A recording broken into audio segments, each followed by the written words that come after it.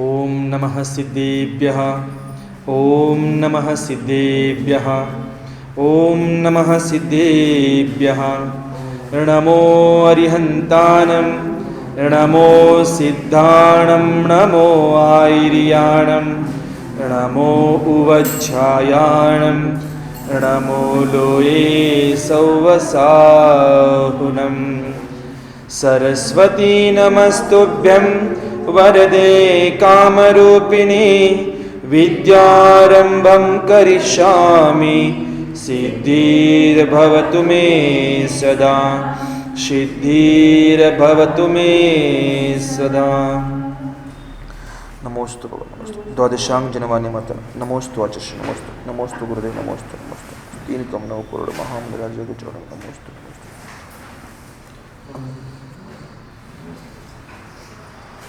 ಸದ್ಧರ್ಮ ಬಂಧುಗಳೇ, ಮಧ್ಯಾಹ್ನದ ಸಮಯದಲ್ಲಿ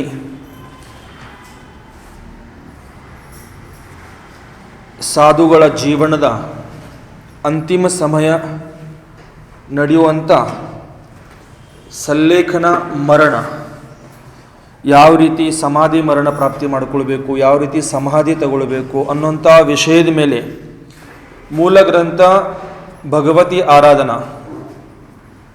ಆ ಭಗವತಿ ಆರಾಧನಾ ಆದ ನಂತರ ಮರಣಕಂಟಿಕ ನಾಮಕ ಆಚಾರ್ಯ ಭಗವಾನ್ ಅಮಿತಗತಿ ಸ್ವಾಮಿ ವಿರಚಿತ ಈ ಮರಣಕಂಟಿಕ ಗ್ರಂಥದ ಅಧ್ಯಯನ ನಾವು ಮಾಡ್ತಾ ಇದ್ದೀವಿ. ಇದರಲ್ಲಿ ನಿನ್ನೆ ತನಕ ಭಕ್ತ ಪ್ರತ್ಯಾಖ್ಯಾನ ಅರ್ಹಂ ಆದಿ ಅಧಿಕಾರದ ಬಗ್ಗೆ ನಾವು ಕೊನೆ ತನಕ ಚರ್ಚೆ ಮಾಡಿದ್ವಿ. ಇವತ್ತಿನ ದಿವಸ ಸಲ್ಲೇಖನಾದಿ ಅಧಿಕಾರ ಅಂತ 4ನೇ ಅಧಿಕಾರ ನಾವಿಲ್ಲಿ ಪ್ರಾರಂಭ ಮಾಡ್ತಾ ಇದ್ದೀವಿ. ಸಲ್ಲೇಖನಾದಿ ಅಧಿಕಾರದಲ್ಲಿ ಆಚಾರ್ಯ ಪರಮೇಷ್ಠಿಗಳು 210ನೇ ಸೂತ್ರ ಹಿಡ್ಕೊಂಡು ಮುಂದೆ ಸ್ವಾಧ್ಯಾಯ ಪ್ರಾರಂಭ ಮಾಡ್ತಾರೆ. इस प्रकार तप आदि भावना से वासित है मन जिसका, ऐसा साधु सल्लेखना को करने के लिए बाह्य और अभ्यंतर सम्यक तपों में प्रयत्नशील रहता है. ಬಹಳ ಸುಂದರವಾಗಿ ಇಲ್ಲಿ ಹೇಳ್ತಾ ಇದ್ದಾರೆ. ಈ ಪ್ರಕಾರ ತಪ ಆದಿ ಭಾವನೆಗಳಿಂದ ಸಹಿತವಾಗಿರುವಂಥ ಆ ಸಾಧುಗಳು ಸಲ್ಲೇಖನಕೋ ಕರ್ನೆ ಕೆ ಲಿಯೆ, ಸಲ್ಲೇಖನವನ್ನು ಪ್ರಾಪ್ತಿ ಮಾಡಿಕೊಳ್ಳೋದಕ್ಕೋಸ್ಕರ, ಸಲ್ಲೇಖನ ಮರಣವನ್ನು ಸಾಧ್ಯ ಮಾಡಿಕೊಳ್ಳೋದಕ್ಕೋಸ್ಕರ ಬಾಹ್ಯ ಹಾಗೂ ಅಭ್ಯಂತರ ಸಮ್ಯಕ್ ತಪಗಳನ್ನ, ಬಾಹ್ಯ ಮತ್ತು ಅಭ್ಯಂತರ ಸಮ್ಯಕ್ ತಪಗಳನ್ನ ಮಾಡಲಿಕ್ಕೆ ಪ್ರಯತ್ನಶೀಲರಾಗಿರುತ್ತಾರೆ ಅಂತ ತಿಳ್ಕೊಳ್ಬೇಕಿಲ್ಲಿ. साधु के सल्लेखना दो प्रकार का, साधु के सल्लेखना 2 प्रकार हुआ करती है, ಅಭ್ಯಂತರ और ಬಾಹ್ಯ. ಸಾಧುಗಳು 2 ಪ್ರಕಾರದ ಸಲ್ಲೇಖನವನ್ನು ಮಾಡ್ಕೊಳ್ತಾರ, ಒಂದು ಅಭ್ಯಂತರ ಮತ್ತೊಂದು ಬಾಹ್ಯ. इनमें कषाय संबंधी अभ्यंतर सल्लेखना है और शरीर संबंधी ಬಾಹ್ಯ ಸಲ್ಲೇಖನ है. ಇಲ್ಲಿ 2 ಪ್ರಕಾರದ ಸಲ್ಲೇಖನಗಳು ಮುನಿಗಳು ಮಾಡಿಸ್ಕೊಳ್ತಿರ್ತಾರೆ. ಯಾವ ರೀತಿ ಅಂತಂದ್ರೆ ಕಷಾಯ ಸಂಬಂಧಿ, ಕಷಾಯಗಳನ್ನ ಶಿಥಿಲ ಮಾಡಿಕೊಳ್ಳೋದು, ಕಷಾಯಗಳನ್ನ ನಾಶ ಮಾಡೋದು, ಇದು ಅಭ್ಯಂತರ ಸಲ್ಲೇಖನ. ಮತ್ತು ಶರೀರವನ್ನು ಕೃಶ ಮಾಡೋದು ಅಥವಾ ಶರೀರವನ್ನು ನಾಶ ಮಾಡೋದು, ಶರೀರವನ್ನು ಈ ಭವದಿಂದ ಆತ್ಮನನ್ನು ಬಿಡುಗಡೆ ಮಾಡೋದು ಶರೀರದಿಂದ, ಇದಕ್ಕೆ ಬಾಹ್ಯ ಅಂತ ಹಿಂಗೆ 2 ಪ್ರಕಾರದ ಸಲ್ಲೇಖನಗಳನ್ನ ಇಲ್ಲಿ ಹೇಳ್ತಾ ಇದ್ದಾರೆ. कषायों को आत्म भावना द्वारा कम करना कषाय सल्लेखना कहलाती है. ಈ ಕಷಾಯಗಳು ಎಷ್ಟಿದಾವ್ರಿ? ಕಷಾಯಗಳು 4 ಇದಾವ. ಯಾವ್ಯಾವುದು? ಕ್ರೋಧ, ಮಾನ್, ಮಾಯಾ, ಲೋಭ. ಇದು ಮೂಲತೆಯಿಂದ ನಮಗೆ 4 ಅಷ್ಟೇ ಗೊತ್ತು. ಆದ್ರೆ ಮೂಲತೆಯಿಂದ ಕಷಾಯಗಳು 25 ಪ್ರಕಾರದಿದಾವ. ಎಷ್ಟು ಪ್ರಕಾರದಿದಾವ? 25 ಪ್ರಕಾರದಿದಾವ. ಅನಂತಾನುಬಂಧಿ ಚತುಷ್ಕ, ಅಪ್ರತ್ಯಾಖ್ಯಾನಾವರಣ ಚತುಷ್ಕ, ಪ್ರತ್ಯಾಖ್ಯಾನಾವರಣ ಚತುಷ್ಕ, ಸಂಜವರಣ ಚತುಷ್ಕ, ಹೀಗೆ 16 ಆಗಿಬಿಡ್ತೇವೆ. ಅನಂತಾನುಬಂಧಿ ಚತುಷ್ಕ ಅಂದ್ರೆ ಕ್ರೋಧ, ಮಾನ್, ಮಾಯಾ, ಲೋಭ, ಹಿಂಗೆ ಪ್ರತಿ ಒಂದಕ್ಕೆ 4 ಇಟ್ಕೊಂಡ್ರೆ 16 ಆಗಿಬಿಟ್ಟು. 4 ಎಷ್ಟು? 16. ಆಮೇಲೆ 9 ನೋ ಕಷಾಯ ಅಂತ ಹೇಳ್ತಾರೆ, ಅದಕ್ಕೆ ಅಕಷಾಯ ಸಹ ಹೇಳ್ತಾರ. ಈ 9 ನೋ ಕಷಾಯ ಹಾಸ್ಯ, ರತಿ, ಅರತಿ, ಶೋಕ, ಭಯ, ಜಿಗುಪ್ಸಾ, ಸ್ತ್ರೀವೇದ, ಪುರುಷವೇದ ಮತ್ತು ನಪುಸಂಕವೇದ, ಹೀಗೆ 25 ಪ್ರಕಾರ. 16 + 9 ಎಷ್ಟಾದವು? 25 ಪ್ರಕಾರದ ಕಷಾಯಗಳಿರ್ತಾವ. ಈ ಕಷಾಯಗಳನ್ನ ಕಷಾಯಂಕೋ ಆತ್ಮ ಭಾವನಾ ದ್ವಾರ, ಆತ್ಮನ ಭಾವನೆಯ ದ್ವಾರ ಅದನ್ನೇನ್ ಮಾಡ್ತೀವಿ, ಆತ್ಮನ ಭಾವನೆಯಿಂದ ಕಷಾಯಗಳನ್ನ ಕಡಿಮೆ ಮಾಡೋದು, ಕಷಾಯಗಳನ್ನ ಏನ್ ಮಾಡೋದು, ಶಿಥಿಲ ಮಾಡೋದು, ಅದರ ಪ್ರಭಾವ ಏನ್ ಮಾಡೋದು, ಕಡಿಮೆ ಮಾಡ್ಕೊಳ್ಳೋದು, ಕೃಶ ಮಾಡ್ಕೊಳ್ಳೋದು. ಇದಕ್ಕೆ ಕಷಾಯ ಸಲ್ಲೇಖನ ಅಂತ ಹೇಳ್ತಾರ. ಅವ್ರ ಶರೀರಕ್ಕೋ ಅನಶನ ಆದಿ ತಪ ದ್ವಾರ, ಈ ಶರೀರಕ್ಕೆ ಅನಶನ ಆದಿ ಏನು 12 ತಪಗಳಿದಾವ, ಈ 12 ತಪಗಳಿಂದ ಕಮ ಕರ್ಣ ಕಷಾಯ, ಈ ಶರೀರವನ್ನು ಏನ್ ಮಾಡೋದು, ಕೃಶ ಮಾಡೋದು, ಶರೀರವನ್ನು ಕ್ಷೀರ್ಣ ಮಾಡೋದು. ಇದಕ್ಕೆ ಕಷಾಯ ಇದು ಶರೀರ ಸಲ್ಲೇಖನ ಅಂತ ಹೇಳ್ತಾರ. ಕರ್ಣ ಕಾಯ ಸಲ್ಲೇಖನ ಅಂತ ಹೇಳ್ತಾರೆ. ಇಲ್ಲಿ ಹಿಂಗೆ ಒಂದು ಕಷಾಯ ಸಲ್ಲೇಖನ ಮತ್ತೊಂದು ಕಾಯ ಸಲ್ಲೇಖನ, ಹಿಂಗೆ 2 ಪ್ರಕಾರದ ಬರ್ತಾವ. ಒಂದು ಅಭ್ಯಂತರ ಸಲ್ಲೇಖನ ಮತ್ತೊಂದು ಬಾಹ್ಯ ಸಲ್ಲೇಖನ. ಅಭ್ಯಂತರ ಸಲ್ಲೇಖನ ಅಂದ್ರೆ ಏನು, ಕಷಾಯಗಳನ್ನ ಕಡಿಮೆ ಮಾಡುವುದು, ಕಷಾಯಗಳನ್ನ ಕ್ಷಯ ಮಾಡೋದು, ಇದಕ್ಕೆ ಕಷಾಯ ಸಲ್ಲೇಖನ ಅಂತ ಹೇಳಿದ್ರು. ಮತ್ತು ಬಾಹ್ಯ ಸಲ್ಲೇಖನ ಅಂದ್ರೆ ಅನಶನ ಆದಿ ತಪಗಳ ಮೂಲಕ, ಅನಶನ ಆದಿ 12 ಪ್ರಕಾರ ತಪಗಳಿಂದ ಏನ್ ಮಾಡೋದು, ಶರೀರವನ್ನು ಶೀರ್ಣ ಮಾಡೋದು. ಅದಕ್ಕೆ ಕಾಯ ಸಲ್ಲೇಖನ ಅಂತ ಹೇಳ್ತಾರೆ. ಅದಕ್ಕೆ ಬಾಹ್ಯ ಸಲ್ಲೇಖನ ಅಂತ ಕೂಡ ನೀವು ತಿಳ್ಕೊಳ್ಬಹುದು. ಬಾಹ್ಯ ತಪ 6 ಪ್ರಕಾರ ಕಾ ಹೇ. ಬಾಹ್ಯ ತಪಗಳು ಎಷ್ಟು ಪ್ರಕಾರದಿದಾವ, 6 ಪ್ರಕಾರದಿದಾವ. ಯಾವ್ಯಾವುದು, ಅನಶನ, ಔಮೋದರ್ಯ, ವೃತ್ತಿ ಪರಿಸಂಖ್ಯಾನ, ರಸ ಪರಿತ್ಯಾಗ, ವಿವಿಧ ಶಯ್ಯಾಸನ, ಕಾಯಕ್ಲೇಶ, ಹೀಗೆ 6 ಪ್ರಕಾರದ ಬಾಹ್ಯ ತಪಗಳಿದಾವ. ಇಲ್ಲಿ ಹೇಳ್ತಾರೆ ನೋಡ್ರಿ, ಬಾಹ್ಯ ತಪ 6 ಪ್ರಕಾರ ಕಾ ಹೇ. ಅನಶನ, ಔಮೋದರ್ಯ, ವೃತ್ತಿ ಪರಿಸಂಖ್ಯಾನ, ರಸ ಪರಿತ್ಯಾಗ, ಕಾಯಕ್ಲೇಶ ಮತ್ತು ವಿವಿಧ ಶಯ್ಯಾಸನ, ಹೀಗೆ 6 ಪ್ರಕಾರದ ಇಲ್ಲಿ ಬಾಹ್ಯ ಇಲ್ಲಿ ಏನಂತಾರೆ ತಪಗಳನ್ನ ಹೇಳ್ತಾರ. ಹಾಗೆ ಇಸ್ಕಾ ಸ್ವರೂಪ ಬತಾ ರಹೆ ಹೇ. ಈ 6 ತಪಗಳನ್ನ ಯಾವ ರೀತಿ ಮಾಡಬೇಕು ಅನ್ನುವಂತ ಭಾವನೆ ಬಂದಾಗ, ಪ್ರಶ್ನೆ ಬಂದಾಗ ಅದರ ಸ್ವರೂಪವನ್ನು ಮುಂದೆ ನಮಗಿಲ್ಲಿ ಹೇಳ್ತಾರ. ಅನಶನ ನಾಮಕ್ಕೆ ತಪಕೋ 2 ಭೇದ ಹೇ. ಅನಶನ ನಾಮದ ತಪದ ಕೂಡ ಎಷ್ಟು ಭೇದ ಮಾಡಿದ್ರು, 2 ಭೇದ ಮಾಡ್ತಾರ. ಅನಶನ ನಾಮಕ್ಕೆ ತಪಕ್ಕೆ 2 ಭೇದ ಹೇ, ಸಾರ್ವಕಾಲಿಕ ಔರ ಅಸಾರ್ವಕಾಲಿಕ. ಅನಶನ ಅಂದ್ರೆ ಏನ, ಉಪವಾಸ. ಅನಶನ ಅಂದ್ರೆ ಏನ್ರಿ, ಉಪವಾಸ. ಸಾರ್ವಕಾಲಿಕ ಮತ್ತು ಅಸಾರ್ವಕಾಲಿಕ, ಹಿಂಗೆ 2 ಪ್ರಕಾರದ ಭೇದ ಬರ್ತವೆ ಇಲ್ಲಿ. ಅನುಪಮ ಅರ್ಥ ಆಗ್ತಾ ಇದೆಯಾ? ಏನಾದ್ರೂ ಅರ್ಥ ಆಗ್ಲಿಕ್ಕೆ ಪ್ರಶ್ನೆ ಕೇಳಬಹುದು. ಹಾ, ಸರಿನಾ? ಸಾರ್ವಕಾಲಿಕ समाधि मरण के काल में होता है. ಸಾರ್ವಕಾಲಿಕ ಸಂಪೂರ್ಣ ರೂಪದಿಂದ ಅದನ್ನ ತ್ಯಾಗ ಮಾಡೋದು. ಸಂಪೂರ್ಣ ರೂಪದಿಂದ ಏನು ಮಾಡೋದು, 4 ಪ್ರಕಾರದ ಆಹಾರ ಜಲವನ್ನು ತ್ಯಾಗ ಮಾಡೋದಕ್ಕೆ ಸಾರ್ವಕಾಲಿಕ ಅಂತ ಹೇಳ್ತಾರ. ಸಮಾಧಿ ಮರಣಕ್ಕೆ ಕಾಲಮೇ ಹೋಗ್ತಾ, ಇದು ಸಮಾಧಿ ಮರಣದ ಸಮಯದಲ್ಲಿ ಆಗ್ತಾ ಇದೆ. और ಸರ್ವ ಅಸಾರ್ವಕಾಲಿಕ ಇಸ್ಕೆ ಪಹಲೆ ಹೋತಾ ಹೇ. ಅದಕ್ಕಿಂತ ಮೊದಲು, ಸಮಾಧಿ ಮರಣಕ್ಕಿಂತ ಮೊದಲು ಆಗೋದು ಅಸಾರ್ವಕಾಲಿಕ. ಅಂದ್ರೆ ನಾವು ಹೇಳ್ತೀವಿ ನೋಡ್ರಿ, ಆ ಜೀವನ ಮತ್ತು ಯಮ ಮತ್ತು ನಿಯಮ ಅಂತ ಹೇಳ್ತೀವಲ್ಲ, ಆ ಪ್ರಕಾರ. ನಿಯಮ ಅಂದ್ರೆ 1 ದಿವಸಗೋಸ್ಕರ, 2 ದಿವಸಗೋಸ್ಕರ, 3 ದಿವಸಗೋಸ್ಕರ ನಾವು ತಗೋಬಹುದು. ಆದ್ರೆ ಆ ಜೀವನ ಅಂದ್ರೆ ಸಂಪೂರ್ಣ, ಯಮ ಅಂದ್ರೆ ಸಂಪೂರ್ಣ ರೂಪದಿಂದ ಅದನ್ನ ತ್ಯಾಗ ಮಾಡೋದು, ಈ ರೀತಿ. जो आजीव के लिए आहार का त्याग करता है उसको सार्वकालिक अनशन कहते हैं. ಯಾರು ಸಂಪೂರ್ಣ ರೂಪದಿಂದ ಆಜೀವನ ಪರ್ಯಂತ ತ್ಯಾಗ ಮಾಡ್ತಾರೆ ಅದಕ್ಕೆ ಸಾರ್ವಕಾಲಿಕ ಅನಶನ್ ಅಂತ ಹೇಳ್ತಾರ.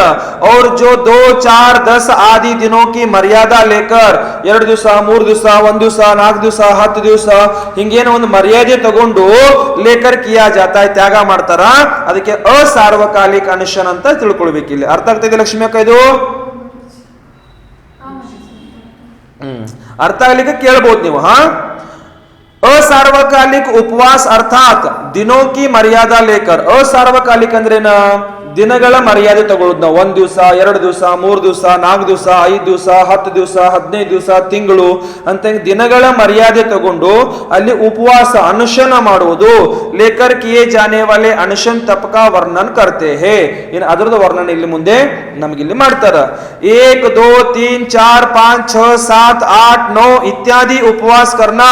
1 ಹಿಡ್ಕೊಂಡು 10, 15, 20 ತಿಂಗಳು, 2 ತಿಂಗಳು, 4 ತಿಂಗಳು, ವರ್ಷ ಆದಿ ಏನೇ ನಿಯಮಗಳು ತಗೊಂಡು ಉಪವಾಸ ಮಾಡ್ತಾರಲ್ಲ, ಆ ಉಪವಾಸ ಕರ್ನ ಅಸಾರ್ವಕಾಲಿಕ ಅನಶನ್ ತಪ ಹೇ. ಅದಕ್ಕೆ ಅಸಾರ್ವಕಾಲಿಕ ಅನಶನ್ ತಪ ಅಂತ ಹೇಳ್ತಾರೆ ಇಲ್ಲಿ.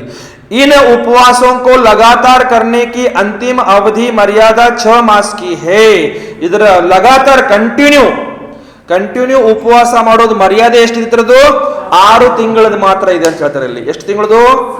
6 ತಿಂಗಳದ ಅವಧಿ ಇದೆ ಅಂತ ತಿಳ್ಕೊಳ್ಬೇಕಿಲ್ಲಿ. 6 ಮಾಸ್ ಕಿ ಹೇ ಐಸಾ ಜಿನೇಂದ್ರ ಭಗವಾನ್ ನೇ ಕಹಾ ಹೇ, ಈ ರೀತಿ ಜಿನೇಂದ್ರ ಭಗವಂತರು ನಮಗಿಲ್ಲಿ ಹೇಳಿರ್ತಾರೆ. एक उपवास से लेकर 2-3 आदि 6 मास तक करना असार्वकालिक उपवास कहलाता है.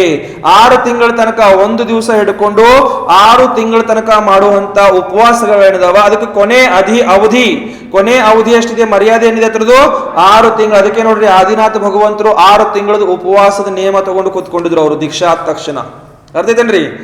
6 ತಿಂಗಳದವ್ರು ನಿಯಮ ತಗೊಂಡು ಉಪವಾಸಕ್ಕಂತ ಕೂತ್ಕೊಂಡಿದ್ರು. ಆದ್ರೆ 6 ತಿಂಗಳ ತನಕ ಮತ್ತೆ ಆಹಾರ ಸಿಗ್ಲಿಲ್ಲ, ಅದು ನಂತರದ ವಿಷಯ. ಆದ್ರೆ ಅವರು 6 ತಿಂಗಳದ ನಿಯಮ ತಗೊಂಡು ಕೂತ್ಕೊಂಡಿದ್ರು. ಮೊದಲು ಅವರು ದೀಕ್ಷಾ ಆದ ತಕ್ಷಣ 6 ತಿಂಗಳ ತನಕ ನಾನು ಆಹಾರಕ್ಕೆ ಹೋಗುವುದಿಲ್ಲ ಅಂತ ಯೋಗ ಧಾರಣ ಮಾಡಿಕೊಂಡವರು ಆಹಾರ ಬಿಟ್ಟು ಧ್ಯಾನಕ್ಕೆ ಕೂತ್ಕೊಂಡಿದ್ರು ಅಂತ ತಿಳ್ಕೊಳ್ಬೇಕಿಲ್ಲಿ. ಅದಕ್ಕೆ ಉತ್ಕೃಷ್ಟ ಅವಧಿ ಎಷ್ಟಿದೆ ಅದರದು 6 ತಿಂಗಳು ಅಂತ ತಿಳ್ಕೊಳ್ಬೇಕಿಲ್ಲಿ. ಇದಕ್ಕೆ ಅನುಶನ್ ಅಂತ ಸಹ ಹೇಳ್ತಾರೆ. ಇದಕ್ಕೆ ಅಸಾರ್ವಕಾಲಿಕ ಏನಂತಾರೆ, ಇದಕ್ಕ ಅಸಾರ್ವಕಾಲಿಕ ಅನುಶನ ಉಪವಾಸ ಅಂತ ತಿಳ್ಕೊಳ್ಬೇಕು ಇದಕ್ಕೆ. ಈ ಪ್ರಕಾರ इस अनशन तप को करने से ಪವಿತ್ರ ಸಂಯಮ ವೃದ್ಧಿಗಂತ ಹೋತಾ ಹೇ. ಈ ಅನಶನ ಉಪವಾಸ ಆದಿ ಮಾಡೋದ್ರಿಂದ ಏನಾಗತ್ತೆ, ಪವಿತ್ರವಾದ ಸಂಯಮದಲ್ಲಿ ಏನಾಗತ್ತೆ, ವೃದ್ಧಿ. तथा बहुत दोषों का आकर ऐसे ग्राम में प्रवेश रुक जाता है. अर्थात उपवास करने से आहारार्थ ग्राम में जाना पड़ता था, वह रुक जाता है. ಏನ್ ಹೇಳ್ತಾರೆ ನೋಡ್ರಿ, ಉದಾಹರಣೆ ಬಹಳ ಸುಂದರವಾಗಿ ಕೊಟ್ರು. ಇಂತಹ ಉಪವಾಸಗಳನ್ನ ಮಾಡಿದಾಗ ಏನಾಗತ್ತೆ ಅಂತಂದ್ರ ಬಹುತ್ ದೋಷೋಂಕ, ಬಹಳಷ್ಟು ದೋಷಗಳಾಗವಿದಾವ್ ನಮಗೆ. ಆಹಾರಕ್ಕೆ ಹೋಗ್ಬೇಕಾದ್ರೆ ಹಿರಿಯಾಪತ ಶುದ್ಧಿಯಿಂದ ಹೋಗಬೇಕು, ಹಿರಿಯ ಸಮಿತಿಯಿಂದ ಹೋಗಬೇಕು. ಅಲ್ಲಿ ಹೋದ್ವಿ, ಮೌನ ಅಂತೂ ಇರತ್ತೆ, ಭಾಷಾ ಸಮಿತಿ ವಿಚಾರ ಇಲ್ಲ. ಅಲ್ಲಿ ಹೋದ ನಂತರ ಏಷನಾ ಸಮಿತಿ ಮಾಡಬೇಕು. ಏಷನಾ ಸಮಿತಿ ಅಂದ್ರೆ ನೋಡಬೇಕು, ಶೋಧನ ಮಾಡಬೇಕು. ಇದರಲ್ಲಿ ಆದಿ ಆಗುವಂತ ದೋಷಗಳೇನಿದಾವ, ಈ ದೋಷಗಳಿಂದ ಏನಾಗತ್ತೆ, ಬಚಾವ ಆಗುತ್ತದೆ ಉಪವಾಸ ಮಾಡೋದ್ರಿಂದ. ಮತ್ತೇನ್ ಹೇಳ್ತಾರೆ ಇಲ್ಲಿ, ಅರ್ಥಾತ್ ಉಪವಾಸ ಕರ್ನೇಸೆ, ಉಪವಾಸ ಮಾಡೋದ್ರಿಂದ ಆಹಾರಾರ್ಥ ಗ್ರಾಮ ಮೇ ಜಾನಾ ಪಡ್ತಾ ಥಾ ವಹ ರುಕ್ ಜಾತಾ ಹೇ. ಆಹಾರಗೋಸ್ಕರ ನಾವು ಊರಲ್ಲಿ ಅಲಿಬೇಕಾಗತ್ತಲ್ಲ, ಊರಲ್ಲಿ ಪ್ರವೇಶ ಮಾಡಬೇಕಾಗತ್ತೆ, ಕಾಡುಗಳನ್ನ ಬಿಟ್ಟು. ಅಂತಹ ಸಂದರ್ಭದಲ್ಲಿ ಉಪವಾಸ ಮಾಡೋದ ಸಂದರ್ಭದಲ್ಲಿ ಆ ಊರಲ್ಲಿ ಹೋಗುವಂತ ಏನಾಗತ್ತೆ, ಪ್ರಸಂಗ ಬರುವುದಿಲ್ಲ. ಅಲ್ಲಿಂದ ನಾವು ಬಚಾವಾಗ್ತೀವಿ ಅಂತ ತಿಳ್ಕೊಳ್ಬೇಕಿಲ್ಲಿ. रुक जाता है.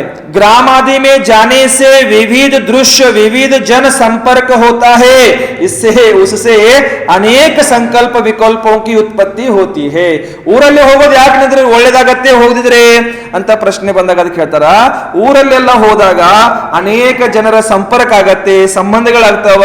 ಆಮೇಲೆ ದೃಶ್ಯ, ಅನೇಕ ವಿವಿಧ ಪ್ರಕಾರದ ದೃಶ್ಯಗಳನ್ನು ನೋಡ್ಬೇಕಾಗುತ್ತದೆ. ಅದರಿಂದ ಏನಾಗತ್ತೆ ಅಂದ್ರ ಸಂಕಲ್ಪ ವಿಕಲ್ಪೋಂ ಕಿ ಉತ್ಪತ್ತಿ ಹೋತಿ ಹೇ. ಅದರಿಂದ ಸಂಕಲ್ಪ ಮತ್ತು ವಿಕಲ್ಪಗಳ ಉತ್ಪತ್ತಿ ಆಗ್ತಿತ್ತಿಲ್ರಿ.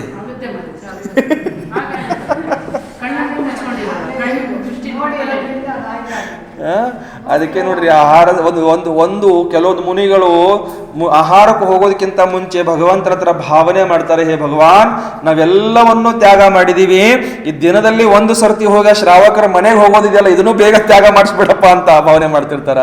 ಇದು ನನಗೆ ಆ ಶ್ರಾವಕರ ಮನೆಗೆ ಹೋಗೋದು ಏನಿದೆಯಲ್ಲ, ಒಂದು ದಿನದಲ್ಲಿ ಒಂದು ಸರ್ತಿ ಆ ಶ್ರಾವಕನ ಮನೆಗೆ ಹೋಗಿ ಆ ಶ್ರಾವಕನ ಮುಂದೆ ಈ ಕೈ ಯಾಚನೆ ಮಾಡುವಂತ ಪ್ರವೃತ್ತಿ ಬರುತ್ತಲ್ಲ, ಇದು ಕೂಡ ಏನಾಗಲಿ ಆದಷ್ಟು ಬೇಗ ನಿಂತು ಹೋಗ್ಲಿ ಅನ್ನುವಂತ ದಿಗಂಬರ ಭಾವನೆ ಮಾಡ್ತಿರ್ತಾರ ಮುನಿಗಳು. ಇದನ್ನ ಯಾಚನೆ ಅದು ಮತ್ತೆಂತದ, ಬೇಗ ಕೊಡಲ್ಲ, ಕಾಡ್ತಿರ್ತೀರ, ಅದು ಹಾಕಲು, ಇದು ಬಿಡ್ಲು, ಅದು ಮಾಡ್ಲು, ಇದು ಮಾಡ್ಲು, ಟೆನ್ಷನ್ ಎಷ್ಟಿರುತ್ತೆ ಗೊತ್ತಾದ್ರಲ್ಲಿ. ಯಾಚನೆನೇ ಅದು. ಕೈ ಬಿಟ್ಟು ತೆಳಗಡೆ ಕೂತ್ಕೊಂಡ್ರೆ ಅದೊಂದು ಟೆನ್ಷನ್, ಯಾಚನೆ ಎಷ್ಟೋ ತನಕ ಕೈ ಕೂತ್ಕೊರೋದು ಅದೊಂದು ಟೆನ್ಷನ್, ವಿಕಲ್ಪ, ಸಂಕಲ್ಪ ವಿಕಲ್ಪ ಅಂತ ಬಂತಲ್ಲ, ಇವೆಲ್ಲದರಲ್ಲಿ ಬಂದು ನೋಡ್ರಿ ಇವೆಲ್ಲ. ಈ ಪ್ರಕಾರ ಇಲ್ಲಿ ವಿಕಲ್ಪಗಳು ಉತ್ಪತ್ತಿ ಆಗ್ತಿರ್ತಾವ. कषाय वृत्ति के कारण भी मिलते हैं, जैसे कोई दुष्ट गाली आदि देने लगता है अथवा राग की वृद्धि करने वाली मनोहर वस्तु देखने में आती है. यदि उपवास है तो उक्त दोषों से भरे ग्राम में नहीं जाना पड़ता है और उससे सहज कषाय भाव, राग द्वेष भाव आदि ದೋಷ ರೋಗ ದಿಯೇ ಜಾತೆ ಹೇ. ಎಷ್ಟು ಉತ್ತಮ ನೋಡ್ರಿ ಇದು ಉಪವಾಸ ಮಾಡೋದು. ಯಾವ್ದು ಸಹವಾಸನೇ ಇಲ್ಲ, ಯಾವ್ದು ಕಿರಿಕಿರಿನೇ ಇಲ್ಲ, ಎಲ್ಲಿ ಯಾರು ನೋಡೋದು ಇಲ್ಲ, ಯಾರ ಮೇಲೆ ಕಷಾಯ ಮಾಡೋದು ಇಲ್ಲ, ಯಾವ್ದು ವಿಕಲ್ಪ ಇಲ್ಲ, ಯಾವ್ದು ಸಂಕಲ್ಪ ಇಲ್ಲ, ಟೆನ್ಷನ್ ಇಲ್ಲ ಉಪವಾಸ ಮಾಡೋದ್ರಿಂದ. ಹೌದಿಲ್ರಿ? ಸುಮ್ಮನೆ ಮಾಡಿಬಿಟ್ಟು ಸುಮ್ಮನೆ ಬಾಗಲ ಹಾಕೊಂಡು ಕುತ್ಕೊಂಡ್ಬಿಡೋದು ಒಳಗಡೆ. ಕಾಡಲ್ಲಿ ಅಂತೂ ಇರಕ್ ಆಗ್ತಿಲ್ಲ, ಈ ನಾಡಲ್ಲಿ ಇದೀವಿ, ನಾಡಲ್ಲಿ ನಾವು ಲಾಕ್ ಮಾಡ್ಕೊಂಡು ಕುತ್ಕೊಂಡ್ರು ಬಹಳ ಶಾಂತವಾಗಿರ್ತೀವಿ ಅವಾಗ. ಕೆಲವೊಬ್ರು ಕಂಪ್ಲೇಂಟ್ ಏನಮ್ಮ ಏನಂತಂದ್ರೆ ಮಹಾರಾಜರು ಯಾವಾಗ ನೋಡಿದಾಗ ಬಾಗಲ ಹಾಕೊಂಡ ಕೂತಿರ್ತಾರಂತ. ಯಾವಾಗ ನೋಡಿದಾಗ ಬಾಗಲ ಹಾಕೊಂಡೆ ಕೂತಿರ್ತಾರೆ, ಬಾಗಲ ಓಪನೇ ಇರಲ್ಲ, ದರ್ಶನಕ್ಕೆ ಸಿಗಲ್ಲ ಮಹಾರಾಜರು ಅಂತ ಕೆಲವ್ರದ್ದು ಕಂಪ್ಲೇಂಟ್ ಅದು. ಇವ್ರಿಗೋಸ್ಕರ ಬಾಗಲ ತಕೊಂಡು ಕುನ್ಬೇಕು, ಯಾರು ಬರ್ತಾರ ಕಾಯ್ಕೋತ್ ಕೊಡ್ಬೇಕು ಅವ್ರನ್ನ ನಾವ. ಅವ್ರು ಬಂದಾಗ ನಾವು ಇರ್ಬೇಕಂತ ಇಲ್ಲಿ. ನಮಗೋಸ್ಕರ ಅವ್ರು ಕಾಯೋರಿಲ್ಲ, ಅವ್ರಿಗೋಸ್ಕರ ನಾವು ಕಾಯೋದಂತ. ಈಗ ನೋಡ್ರಿ, ಇವರೆಲ್ಲ ಬಂದಾರ, 3 ಜನ ಬಂದಾರ. ನಾನು 12:15 ಬಾಗಲ ಹಾಕಿದ್ದೆ ಇವತ್ತು. ಎಷ್ಟು 1:45 ಬಾಗಲ ಓಪನ್ ಮಾಡಿದೆ. ಅಲ್ಲಿ ತನಕ ಅವ್ರು ಇಲ್ಲೇ ಮೇಲೆ ಹೋದ್ರ, ಮಂದಿರ ದರ್ಶನ ಮಾಡಿದ್ರ, ಕೆಳಗೆ ಹೋದ್ರ, ಇಲ್ಲಿ ಸುತ್ತಾಡಿದ್ರ, ಎಲ್ಲ ಕಡೆ ಟೈಮ್ ಕಾಯ್ಕೊಂತ ಕೂತ್ರ ಅವರು. ಕೆಲವೊಬ್ರು ಸೀದಾ ಮನೆಗೆ ಹೋಗ್ಬಿಡ್ತಾವ. ಮಹಾರಾಜರ ದರ್ಶನ ಇಲ್ಲ, ಮಹಾರಾಜರು ಸಿಗೋದೇ ಇಲ್ಲ, ಮಹಾರಾಜರು ಬಾಗಲ ಹಾಕೊಂಡ ಕೂತಿರ್ತಾರ. ಇವ್ರಿಗೋಸ್ಕರ ಕಾಯ್ಕೋತ್ ಕೊಡ್ಬೇಕು ನಾವ? ಅಗತ್ಯನೇ ಇಲ್ಲ. ಬಂದ್ರೆ ಬರ್ತಾರ, ಬಿಟ್ರೆ ಬಿಡ್ತಾರ. ಹೌದಿಲ್ರಿ ಅಮ್ಮ? ಏನ್ ಮಾಡೋದು? ದರ್ಶನ ಆಗತ್ತೆ. ಪುಣ್ಯ ಇದ್ರೆ ಅವ್ರಿಗೆ ಕಾಯುವಂತ ಅವಸ್ಥೆ ಇದ್ರೆ ಕಾಯಿಲಿ, ದರ್ಶನ ಆಗತ್ತೆ. ಇಲ್ಲಾದ್ರೆ ಮನೇಲಿ ಹೋಗ್ತಾರ, ಸಂಸಾರದಲ್ಲಿ ಹೋಗಿ ಸಿಕ್ಕಾಕೊಳ್ತಾರ ಅನ್ಕೊಳ್ಬೇಕು. ಅವ್ರು 2 ಜನ ನಿಂತಿದ್ರು, ಸಂಸದವ್ರು ಬಂದವರು, ಅವರು ಕೂಡ ಕಾಯ್ಕೋವಂತ ನಿಂತಿದ್ರು. ಈ ಪ್ರಕಾರ ಚೆನ್ನಾಗಿದ್ದಿಲ್ರಿ ಇದು ಉಪವಾಸ ಮಾಡೋದು? ಇಲ್ಲ ಮಹಾರಾಜಲ್ಲ, ಚೆನ್ನಾಗಿದೆ. ಇಲ್ಲಿ ಉತ್ಕೃಷ್ಟ ಭಾವನೆಯಿಂದ ಏನ್ ಹೇಳ್ತಾರ ಅಂತಂದ್ರೆ, ಅನಶನದಲ್ಲಿ 2 ಭೇದ ಮಾಡಿದ್ರು. ಅದರಲ್ಲಿ ಅಸಾರ್ವಕಾಲಿಕ ಅನಶನದ ಬಗ್ಗೆ ಚರ್ಚೆ ನಡೀತಾ ಇದೆ. ಉಪವಾಸ ಮಾಡೋದ್ರಿಂದ ಏನೇನು ಲಾಭ ಇದೆ ಮುನಿಗಳಿಗೆ ಹೇಳ್ತಾ ಇದ್ರಲ್ಲಿ ಅವರು. ಉಪವಾಸ ಮಾಡೋದ್ರಿಂದ ಏನೇನ್ ಲಾಭ ಆಗತ್ತೆ? ಊರಲ್ಲಿ ಹೋಗುವಂತ ಪರಿಸ್ಥಿತಿ ಬರುವುದಿಲ್ಲ, ಮನೆಗೆ ಮುದ್ರೆ ಹಿಡ್ಕೊಂಡು ಸುತ್ತೋದು ಅವಶ್ಯಕತೆ ಬರುವುದಿಲ್ಲ, ಅವ್ರ ಮನೆಗೆ ಹೋಗಿ ಕೈ ಕೆಳಗಡೆ ಮಾಡಿಕೊಂಡು ಯಾಚನೆ ಮಾಡುವಂತ ಪ್ರವೃತ್ತಿ ಬರುವುದಿಲ್ಲ. ಇದೆಲ್ಲ ಮಾಡೋ ಸಮಯದಲ್ಲಿ ಅನೇಕ ಬೇಡವಾದ ದೃಶ್ಯಗಳು ಕೂಡ ನಮ್ಮ ಕಣ್ಣು ಮುಂದೆ ಬಂದಿರ್ತಾವ. ಆ ದೃಶ್ಯಗಳನ್ನು ನೋಡುವಂತ ಭಾವನೆ, ನೋಡುವಂತ ಪ್ರಸಂಗಗಳು ಬಂದಿರಲ್ಲ. ಆ ದೃಶ್ಯಗಳನ್ನ ನೋಡಿದಾಗ ರಾಗ ದ್ವೇಷ ಪರಿಣಾಮಗಳಾಗ್ತಾವ, ಸಂಕಲ್ಪ ವಿಕಲ್ಪ ಪರಿಣಾಮಗಳಾಗ್ತಾವ. ಇವೆಲ್ಲಾ ಪ್ರಕಾರದ ದೋಷಗಳಿಂದ, ಇವೆಲ್ಲಾ ಪ್ರಕಾರದ ಕಷಾಯ ಆದಿ ಭಾವಗಳಿಂದ ನಾವು ಬಚಾವ್ ಮಾಡ್ಕೊಳ್ಬಹುದಿಲ್ಲ. ಏನಕ್ಕ? ಉಪವಾಸ ಮಾಡ್ರೆ ಬಚಾವ್ ಮಾಡ್ಕೊಳ್ತೀವಿ. ಉಪವಾಸ ಮಾಡ್ರೆ ಅವ್ರದ್ದು ನಮ್ಮದು ಸಂಪರ್ಕನೇ ಇಲ್ಲಲ್ಲ, ಸಂಬಂಧನೇ ಇಲ್ಲ. ಶ್ರಾವಕರದು ಮತ್ತು ಮುನಿಗಳದು ಸಂಬಂಧ ಆಗೋದು ಯಾವಾಗ? ಶ್ರಾವಕರದು ಮತ್ತು ಮುನಿಗಳದು ಸಂಪರ್ಕ ಬರೋದು ಯಾವಾಗ? ದಿನದಲ್ಲಿ 1 ಸರ್ತಿ. ದಿನದಲ್ಲಿ ಎಷ್ಟು ಸರ್ತಿ? 1 ಸರ್ತಿ. ಅದು ಯಾವಾಗ? ತಿನ್ನೋದಕ್ಕೋಸ್ಕರ, ಆಹಾರದಕ್ಕೋಸ್ಕರ ಹೋದಾಗ ಮಾತ್ರ ಅಲ್ಲಿ ಸಂಪರ್ಕ ಆಗ್ತಿರ್ತವ. ಅದಕ್ಕೆ ಹೋಗೋದಿದ್ದರೆ ಈ ಕೆಟ್ಟವಾದ ಪರಿಣಾಮ, ರಾಗದ್ವೇಷ ಪರಿಣಾಮ, ಕಷಾಯ ಪರಿಣಾಮಗಳು ಆಗೋದೇ ಸಂದರ್ಭನೇ ಇಲ್ಲಲ್ಲ. ಅದಕ್ಕಿಂತ ಒಳ್ಳೇದಲ್ಲ ಇದು. ರೂಮಲ್ಲಿ ಕುತ್ಕೊಳ್ಳೋದು ಬಹಳ ಉತ್ತಮ ಅಂತ ಹೇಳ್ತಾರೆ ಇಲ್ಲಿ. ನಿಮ್ಮದು ಏನಾರ ಮಾಡ್ಕೋರಿ ಕಡೆ ನೀವು. ಶ್ರಾವಕರು ಏನಾರ ಮಾಡ್ಕೊಡ್ರಿ. ಯಾರಿಗೋಸ್ಕರ ದೀಕ್ಷಾ ತಗೊಂಡಿ ನಾನು ಮೇಡಮ್ ಹೇಳ್ರಿ? ದೀಕ್ಷಾ ನಾನು ಯಾರಿಗೋಸ್ಕರ ತಗೊಂಡಿದ್ದೀನಿ? ಶ್ರಾವಕರಿಗೋಸ್ಕರನಾ? ಇಲ್ಲಪ್ಪ, ನನಗೋಸ್ಕರ. ನನಗೇನು ಒಳ್ಳೇದಿದೆ ಅದನ್ನ ನಾವು ಮಾಡ್ಲೇಬೇಕಂತ ಹೇಳ್ತಾರೆ ಆಚಾರ್ಯ ಭಗವಂತರು. ನಾನು ಮಾಡ್ಬೇಕಂತ ಅವಶ್ಯಕತೆ ಇಲ್ಲ ನನಗದು. ನನಗದು ಅಗತ್ಯನೇ ಇಲ್ಲ. ನಾನೇ ಧರ್ಮ ಪ್ರಭಾವನ ಮಾಡಿದ್ರಮ್ಮ, ನೀವೆಲ್ಲ ಏನ್ ಮಾಡ್ತೀರಾ? ಎಲ್ಲ ನಾವೇ ಮುನಿಗಳೇ ನಾವು ಮಾಡ್ಕೋತ ಕೂತ್ಕೊಂಡ್ರೆ ನೀವೇನ್ ಮಾಡೋರು ಹೇಳ್ರಿ? ನಿಮಗೂ ಏನಾದ್ರೂ ಒಂದು ಜವಾಬ್ದಾರಿ ಇದೆ ಧರ್ಮದ ಬಗ್ಗೆ, ನಿಮಗೂ ಏನಾದ್ರೂ ಒಂದು ಕರ್ತವ್ಯಗಳಿದಾವ, ನೀವು ಅದನ್ನ ಮಾಡ್ಬೇಕಲ್ಲ ಪಾಲನೆ. ಎಲ್ಲಾ ಮುನಿಗಳೇ ಮಾಡ್ಕೋತ ಕೂತ್ರಮ್ಮ, ನೀವೇನ್ ಮಾಡೋರು? ಎಲ್ಲ ಸಮಾಜದವ್ರು ಹೇಳ್ರಿ, ಶ್ರಾವಿಕರು ಏನ್ ಮಾಡೋರು ಹೇಳ್ರಿ? ಜೈನ ಸಮಾಜದಲ್ಲಿ ಹುಟ್ಟಿದವ್ರು ಎಲ್ಲರೂ ಏನ್ ಮಾಡೋರು ಹೇಳ್ರಿ ನೀವು? ಇದೇ ಮಾಡೋರು ನೀವು. ಬರೀ ನೀವೇನೋ ಆಗ್ಬೇಡ್ರಿ, ಕೈಯಲ್ಲಿ ಪಿಂಚಿ ತಗೊಳ್ಬೇಡ್ರಿ. ಇದೊಂದು ಬಹಳ ಬೇಸರದ ಸಂಗತಿ ಇದು ನನಗೆ. ದೀಕ್ಷಾ ತಗೊಂಡು ಅಂದ್ಕೊಟ್ರೆ ಅದಕ್ಕೆಲ್ಲ ಬೇಕಲ್ಲ, ಯೋಗ ಬೇಕಲ್ಲ, ಪುಣ್ಯ ಬೇಕಲ್ಲ ಅಂತ ಎಲ್ಲರ ಬಾಯಲ್ಲಿ ಅದೊಂದು ಕಂಠಸ್ಥ ಮಾಡ್ಕೊಂಡ್ಬಿಟ್ಟಾರೆ. ಗಿಳಿಪಾಠ ಆಗ್ಬಿಟ್ಟಿದೆ ಎಲ್ಲರಿಗೂ ಅದು. ಈ ಪ್ರಕಾರ ಇಲ್ಲಿ ಈ ಕಷಾಯ ಆದಿ ರಾಗ ದ್ವೇಷ ಆದಿ ದೋಷಗಳಿಂದ ನಾವು ಬಚಾವ್ ಆಗಬಹುದು ಉಪವಾಸ ಆದಿ ಮಾಡೋದ್ರಿಂದ ಅಂತ ಹೇಳ್ತಾರೆ.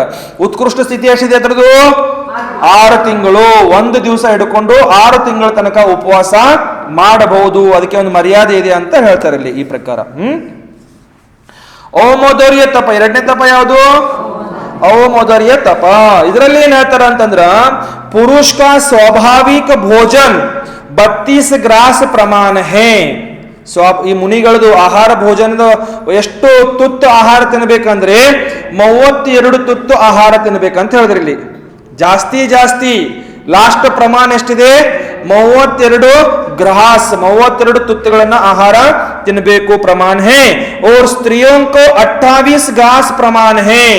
ಮುನಿಗಳಿಗೆ 32 ಮತ್ತು ಮಾತಾಜಿಗಳಿಗೆ 28 ಅಂತ ಹೇಳ್ತಾರ. ಐಸಾ ಜಿನೇಂದ್ರ ದೇವನೇ ಕಹಾ ಹೈ, ಈ ರೀತಿ ಜಿನೇಂದ್ರ ಭಗವಂತರು ಹೇಳಿದ್ದಾರೆ. ಇತನೆ ಆಹಾರ ಸೆ ತೃಪ್ತಿ ಹೋ ಜಾತಿ ಹೈ. ಇಷ್ಟ ಆಹಾರ ತಿಂದ್ರೆ ಏನಾಗತ್ತೆ? ತೃಪ್ತಿ ಆಗುತ್ತಿಲ್ರಿ. ಚಂತನಕ ಬೆಳಗ್ಗೆ ಒಮ್ಮೆ ಎದ್ದು ರಾತ್ರಿ ಹಾಸಿಗೆಯಾಗ ಕಾಲ್ ಹಾಕೋ ತನಕ ತಿಂತಾನ ಇರ್ತೇವ್ ನಾವು ಕುರಿಗಳ ತರ, ಹೌದಲ್ರಿ? ಕುರಿಗಳ ತರ ಬೆಳಗ್ಗೆ ಒಮ್ಮೆ ಎದ್ದು ಹಾಸಿಗೆಯಾಗಿಂದ ಹೊರಗೆ ಬಂದು ಸ್ಟಾರ್ಟ್ ಮಾಡಿದ್ರೆ ಪುನಃ ರಾತ್ರಿ ಹಾಸಿಗೆ ಕಾಲ್ ಹಾಕೋ ತನಕ ತಿಂತಾನೆ ಇರ್ತೀವಿ ಕುರಿಗಳ ತರ. 28 ಗ್ರಾಸದಲ್ಲಿ ಎಲ್ಲಿ ಸಾಕಾಗತ್ತೆ ಮಹಾರಾಜ್ರ? 32 ತುತ್ತಲ್ಲಿ ಎಲ್ಲಿ ಸಾಕಾಗತ್ತೆ? ಹೌದಿಲ್ರಿಪ್ಪ? ಏನ್ ಮಾಡ್ಬೇಕ? ಸಾಕಾಗತ್ತಿಲ್ರಿ. ಗ್ರಾಸ್ ಅಂದ್ರೆ ಎಷ್ಟು ಇಲ್ಲಿ ಹೇಳ್ತಾರ? ಭಾವಾರ್ಥ 1 ಗ್ರಾಸ್ 1 ತುತ್ತು ಅಂದ್ರೆ ಎಷ್ಟು? 28 ತುತ್ತು. ಇದೇನು 28 ತುತ್ತಲ್ಲಿ ಹೊಟ್ಟೆ ತುಂಬತ್ತ ಅಂತ ಅನ್ಕೊಳ್ಬಹುದು ನೀವು. 28 ತುತ್ತು ತಿನ್ಬೇಕಾದ್ರೇನೆ ಸಾಕಾಗಿ ಬಿಟ್ಟಿರ್ತೈತಿ ನಮಗೆ. ಇಲ್ಲಿ ಏನ್ ಹೇಳ್ತಾರಂತಂದ್ರ 1 ಗ್ರಾಸ್ 1 ತುತ್ತು ಅಂದ್ರೆ ಎಷ್ಟು? 1000 ಚಾವಲೋ ಕಾ 1 ಗ್ರಾಸ್ ಮಾನಾ ಹೇ. 1000 ಅಕ್ಕಿ ಕಾಳದು 1 ಗ್ರಾಸ್ ಅಂತ ಹೇಳ್ತಾರಲ್ಲಿ. ಇದು ನಿಯಮಗಳನ್ನು ಮಾಡಿದ್ದಾರೆ ಕೆಲವೊಬ್ರು ಇದನ್ನೂ ನಿಯಮಗಳನ್ನು ಮಾಡಿದ್ದಾರೆ. ಅಡಿಗೆ ಮಾಡ್ಬೇಕಾದ್ರೆ ಅಕ್ಷತೆ ಕಾಳು ಏನಿಸಿ ಹಾಕ್ತಾರೆ ಕೆಲವೊಬ್ರು. ಮುನಿಗಳು ನೇಮ ಮಾಡಿದಾಗ ತಾಯಿಂದೇವ್ರು ಚೌಕ ಮಾಡೋರು ಆ 1000 ಅಕ್ಷತೆ ಕಾಳನ್ನ ಏನಿಸಿ ಆ 1000 ಅಕ್ಕಿ ಕಾಳಿಂದ ಅನ್ನ ಮಾಡಿ ಅದು 1 ಗ್ರಾಸದ ಆಹಾರ. ಅದು ಆ ಅನ್ನ ಎಲ್ಲ ಆ ಮುನಿಗಳ ಕೈಲಿ ಒಂದೇ ಸುತ್ತಿಗೆ ಹಾಕಬೇಕಾದನ್ನ. ಹೀಗೆ ಒಂದೇ ಸುತ್ತಿಗೆ ಆ 1000 ಅನ್ನನ ಅಗಳಿದಾವಲ್ಲ, ಆ ಅಗಳದ 1 ಗ್ರಾಸ್ ಅಂತ ಹೇಳ್ತಾರೆ ಅದಕ್ಕೆ. ऐसे 32 ग्रास वाला आहार पुरुष के लिए क्षुधा शांति कारक है. क्षुಧಾವನ್ನು ಶಾಂತಿ ಮಾಡೋದಕ್ಕೋಸ್ಕರ ಈ ರೀತಿ ತಗೊಳ್ಬಹುದು. 28 ग्रास 28 ग्रास प्रमाण आहार स्त्रियों के लिए तृप्ति कारक है. 28 ग्रास 28 ತೂತು ಪ್ರಮಾಣ ಆ ಸ್ತ್ರೀಯರು ಅಂದ್ರೆ ಮಾತಾಜಿ ಆದಿಗಳು ಅದಕ್ಕೆ ಅವರು ತೃಪ್ತಿ ತನ್ನ ಶುದ್ಧಾವನ್ನು ತೃಪ್ತಿ ಮಾಡ್ಕೊಳ್ಬಹುದು ಅಂತ ಇಲ್ಲಿ ಹೇಳ್ತಾರ. ಯೋಚನೆ ಮಾಡ್ರಿ ನೋಡ್ರಿ ಹೆಂಗ್ ಮಾಡ್ತೀರಿ. ಏನ್ ಮಾಡ್ತೀರಿ? ಯೋಚನೆ ಮಾಡ್ರಿ. ಇದೆಲ್ಲ ಎದರಲ್ಲಿ ಬರುತ್ತೆ? ಔಮೋದರ್ಯ ತಪದಲ್ಲಿ ಬರುತ್ತೆ. ಅದು ಯಾವ ತಪದಲ್ಲಿ? ಔಮೋದರ್ಯ ತಪದಲ್ಲಿ ಇದು ಬರುತ್ತೆ. ಉಕ್ತ ಪ್ರಮಾಣಭೂತ ಆಹಾರ ಮೇ ಸೆ एक ग्रास कम करते हुए 1 ग्रास प्रमाण शेष तक घटाते जाना ಔಮೋದರ್ಯ ತಪ ಹೇ. ಇದಕ್ಕೆ ಯಾವ ತಪ ಅಂತ ಹೇಳ್ತಾರ? ಔಮೋದರ್ಯ ತಪ. ಏನ್ ಹೇಳ್ತಾರೆ ಇಲ್ಲಿ? ಉಕ್ತ ಪ್ರಮಾಣಭೂತ 32 ಗ್ರಾಸದಿಂದ ಪ್ರಾರಂಭ ಆಗಿ ಕಡಿಮೆ ದಿನ ಒಂದೊಂದು ಗ್ರಾಸ ಕಡಿಮೆ ಮಾಡ್ತಾ ಮಾಡ್ತಾ ಮಾಡ್ತಾ ಮಾಡ್ತಾ ಮಾಡ್ತಾ ಮಾಡ್ತಾ ಕೊನೆಗೆ 1 ಗ್ರಾಸ ಉಳಿದಿರುತ್ತೆ, 1 ತುತ್ತು ಉಳಿದಿರುತ್ತೆ. ಆ 1 ತುತ್ತು ಉಳಿಯೋ ತನಕ ಬರೋದು 1 ತುತ್ತು ಆದ ನಂತರ ಅಲ್ಲಿ ತನಕ ಅರ್ಥಾತ್ 32 ग्रासों से 1 ग्रास तक कम आहार लेना, 2 ग्रास कम लेना, ऐसे करते करते 1 ग्रास ही आहार लेना. इस प्रकार ಔಮೋದರ್ಯ ಅನೇಕ ಪ್ರಕಾರ ಕಾ ಹೇ. ಈ ಪ್ರಕಾರ ಇಲ್ಲಿ ಔಮೋದರ್ಯ ತಪ ಅಂತ ಹೇಳ್ತಾರ. ಅದರಲ್ಲಿ ಔಮೋದರ್ಯ ಮತ್ತೆ ಅನೇಕ ಪ್ರಕಾರದಿದಾವ. ನಾನು ಹೊಗಳ್ಕೊಳ್ತಾ ಇದೀನಂತಲ್ಲ, ಅಂದ್ರೆ ಇದರಲ್ಲಿ ನಮ್ಮದು ಜೈನರ ಗುತ್ತಿಯಲ್ಲಿ ಚತುರ್ಮಾಸ ಮಾಡಿದ್ದೆ ಹೋದ ವರ್ಷ. ಹೋದ ವರ್ಷ ಅಲ್ಲ, ಅದಕ್ಕಿಂತ ಹೋದ ವರ್ಷ ಆ ಸಮಯದಲ್ಲಿ ನಾನು 9 ತುತ್ತು ಆಹಾರ ತಗೊಂಡು 9ರಿಂದ ಕಡಿಮೆ ಮಾಡ್ತಾ ಮಾಡ್ತಾ ಮಾಡ್ತಾ ಡೈಲಿ 1 ತುತ್ತು ಕಡಿಮೆ ಮಾಡೋದು. ಅವ್ರು ಎಷ್ಟು ಕೊಡ್ತಾರ ಅಷ್ಟು, ಎಷ್ಟು ಆಹಾರ 1 ತುತ್ತಲ್ಲಿ ಏನು ಕೊಡ್ತಾರ ಅದನ್ನಷ್ಟು ಒಂದ್ ಸರ್ತಿ ಮುಗಿತ್ರೆ ಅದು 1 ತುತ್ತು ಕಲಸ ಆಯ್ತದು. ನೀವು ಇಷ್ಟ ಹಾಕಿದ್ರು ಅದು 1 ತುತ್ತು, ಇಷ್ಟ ಹಾಕಿದ್ರು 1 ತುತ್ತು. ಅದು ಈ ಪ್ರಕಾರ ಬಹಳ ಹುಷಾರಿದ್ರಲ್ಲಿ ಎಲ್ಲ ಜನರು ಎಲ್ಲವರು ಒಮ್ಮೆ ಹಾಕಿಬಿಡೋರು 4-5 ರೊಟ್ಟಿ ಕೈಯಲ್ಲಿ ಹಾಕಿಬಿಡೋರು. ಇಂಥ ಹುಚ್ಚುಗಳು ಅವತ್ತು ತಿನ್ನಿಸ್ದಾಗ ಸಾಕಾಗೋದು ನನಗೆ. ಅದು 9ರಿಂದ ಕಡಿಮೆ ಮಾಡ್ತಾ ಮಾಡ್ತಾ 1ಕ್ಕೆ ಬಂದು 1 ಆದಾಗ ಉಪವಾಸ ಮಾಡಿ 2ನೇ ದಿವಸ ಮತ್ತೆ 1ರಿಂದ ಪ್ರಾರಂಭ ಮಾಡಿ 9ರ ತನಕ ಹೀಗೆ ಔಮೋದರ್ಯ ತಪ ನನ್ನಲ್ಲಿ ಜನರು ಗೊತ್ತಿದ್ದಾಗ ಒಂದ್ಸರ್ತಿ ಈ ರೀತಿ ಮಾಡಿದ್ವಿ. 9ರಿಂದ ಮಾಡಿದ್ವಿ, 32 ಹೇಳೋದ್ರಲ್ಲಿ ಪ್ರಮಾಣ ಇದೆ, ಆದ್ರೆ 9ರಿಂದ ಕೂಡ ನಾವು ಮಾಡಿದೀವಿ ಅಂತ ಹೇಳ್ತಾರೆ ಈ ಪ್ರಕಾರ. अपने स्वाभाविक आहार में से 1 ग्रास कम लिया अथवा कभी 2 ग्रास कम कमी, कभी 10 ग्रास, कब 15 ग्रास इत्यादि अनेक प्रकार से आहार को कम करना, ये सब ही औमोदर्य तप कहलाता है. 1 ಗ್ರಾಸ್ ಕಡಿಮೆ ಮಾಡ್ರಿ, 2 ಗ್ರಾಸ್ ಕಡಿಮೆ ಮಾಡ್ರಿ, 10 ಗ್ರಾಸ್ ಕಡಿಮೆ ಮಾಡ್ರಿ, 15 ಗ್ರಾಸ್ ಕಡಿಮೆ ಮಾಡಿ, ಅದಕ್ಕೆಲ್ಲದಕ್ಕೆ ಏನ್ ಹೇಳ್ತಾರೆ, ಅದಕ್ಕೆ औमोदर्य तप ಅಂತ ಹೇಳ್ತಾರೆ. ಯಾಕಂತಂದ್ರೆ ಕ್ಯೋಂಕಿ इन सब विधियों में भूख से कम खाया जाता है. ಈ ಎಲ್ಲಾ ವಿಧಿಗಳನ್ನ ಏನಕ್ಕೆ ಹೇಳಿದಾರೆ ಅಂತಂದ್ರೆ ಹಸುವಿದಕ್ಕಿಂತ ಕಡಿಮೆ ಆಹಾರ ತಿನ್ಲಿಕ್ಕೆ ಆಗುತ್ತದೆ, ಇದಕ್ಕೆ औमोदर्य तप ಅಂತ ಹೇಳ್ತಾರ. ಕಮ್ ಕಿಯಾ ಜಾತಾ और भूख से कम खाना ही औमोदर्य तप का लक्षण है. ಹಸುವಿಗಿಂತ ಕಡಿಮೆ ಆಹಾರ ತಿನ್ನೋದಂತಂದ್ರೆ ಏನಿದೆ, ಅದು औमोदर्य ತಪದ ಲಕ್ಷಣ ಇದೆ ಅಂತ ತಿಳ್ಕೊಳ್ಬೇಕಿಲ್ಲಿ. ಅರ್ಥ ಆಗ್ತಿದ್ಯಾ? ಗುಳ್ಳವ ಅರ್ಥ ಆಗ್ತಿದ್ದೇನ? ಏನ್ ಅರ್ಥ ಆಗ್ತಿದ್ಯೆ? ಹಸುವಿಗಿಂತ ಕಡಿಮೆ ತಿನ್ನೋದಂದ್ರೆ औमोदर्य ತಪ. ಹೌದಿಲ್ಲ? ಇದು ನೆನಪಿಟ್ಕೊಳ್ಳೋದು ನೋಡು. ಶಬಾಷ್. ಹೋದ್ ಸರ್ತಿ ಹೇಳಿದ್ ಏನ್ ನೆನಪಿಟ್ಕೊಂಡಿದ್ದೆ?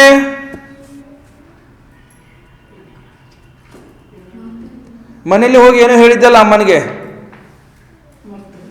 ಅಯ್ಯೋ ಪರಮಾತ್ಮ, ಹಿಂಗಾದ್ರೆ ನಿಂದ ಹೆಂಗ್ ಕತಿನ ಯಾವ ಮೋಕ್ಷಕ್ಕೆ ಹೋಗಕ್ಕೆ ನೀನ? ಮೋಕ್ಷಕ್ಕೆ ಹೋಗಕ್ಕಿದಿಲ್ಲ? ಮೋಕ್ಷಕ್ಕೆ ಹೋಗ್ಬೇಕು ಇಲ್ಲ? ಹೋಗ್ಬೇಕಿಲ್ಲ? ಎಲ್ಲ ನೆನಪಿಟ್ಕೊಳ್ಬೇಕು ಹೇಳಿದ್ದೆಲ್ಲ.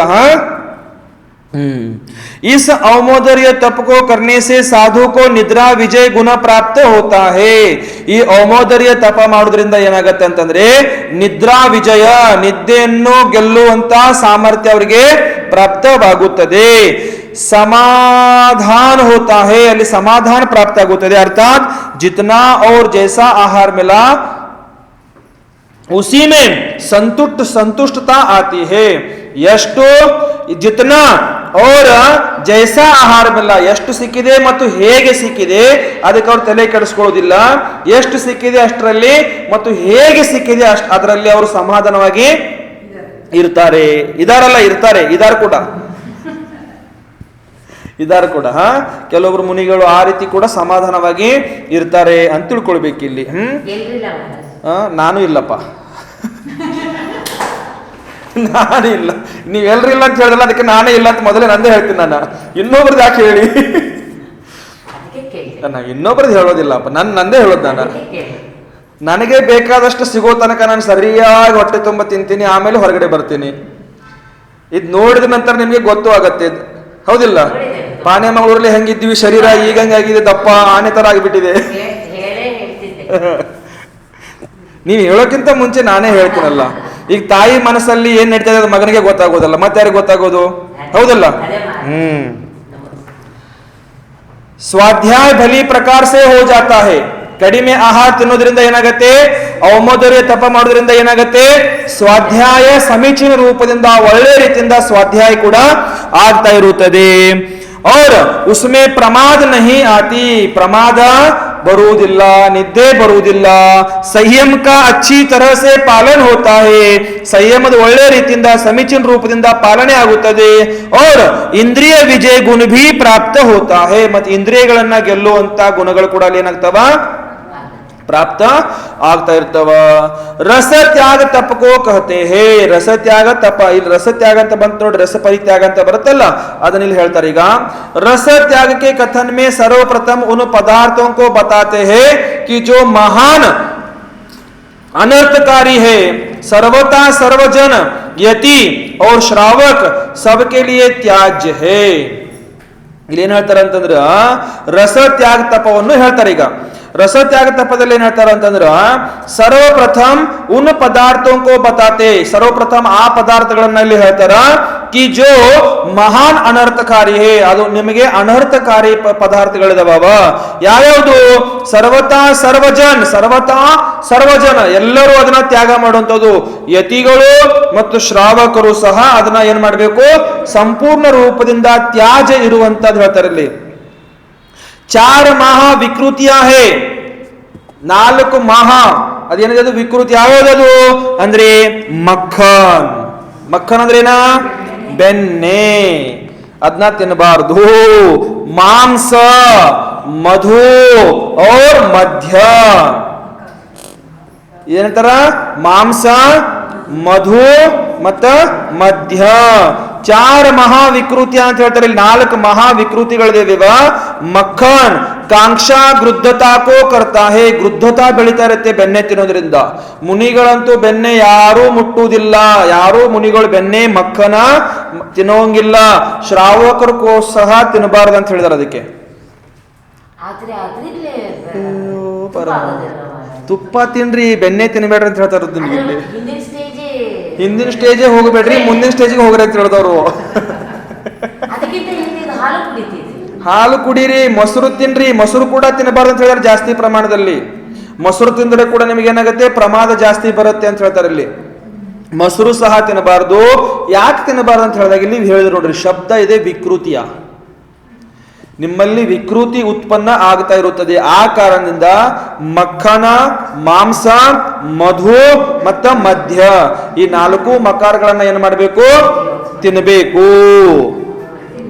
ತಿನ್ಬೇಕಲ್ರಿ?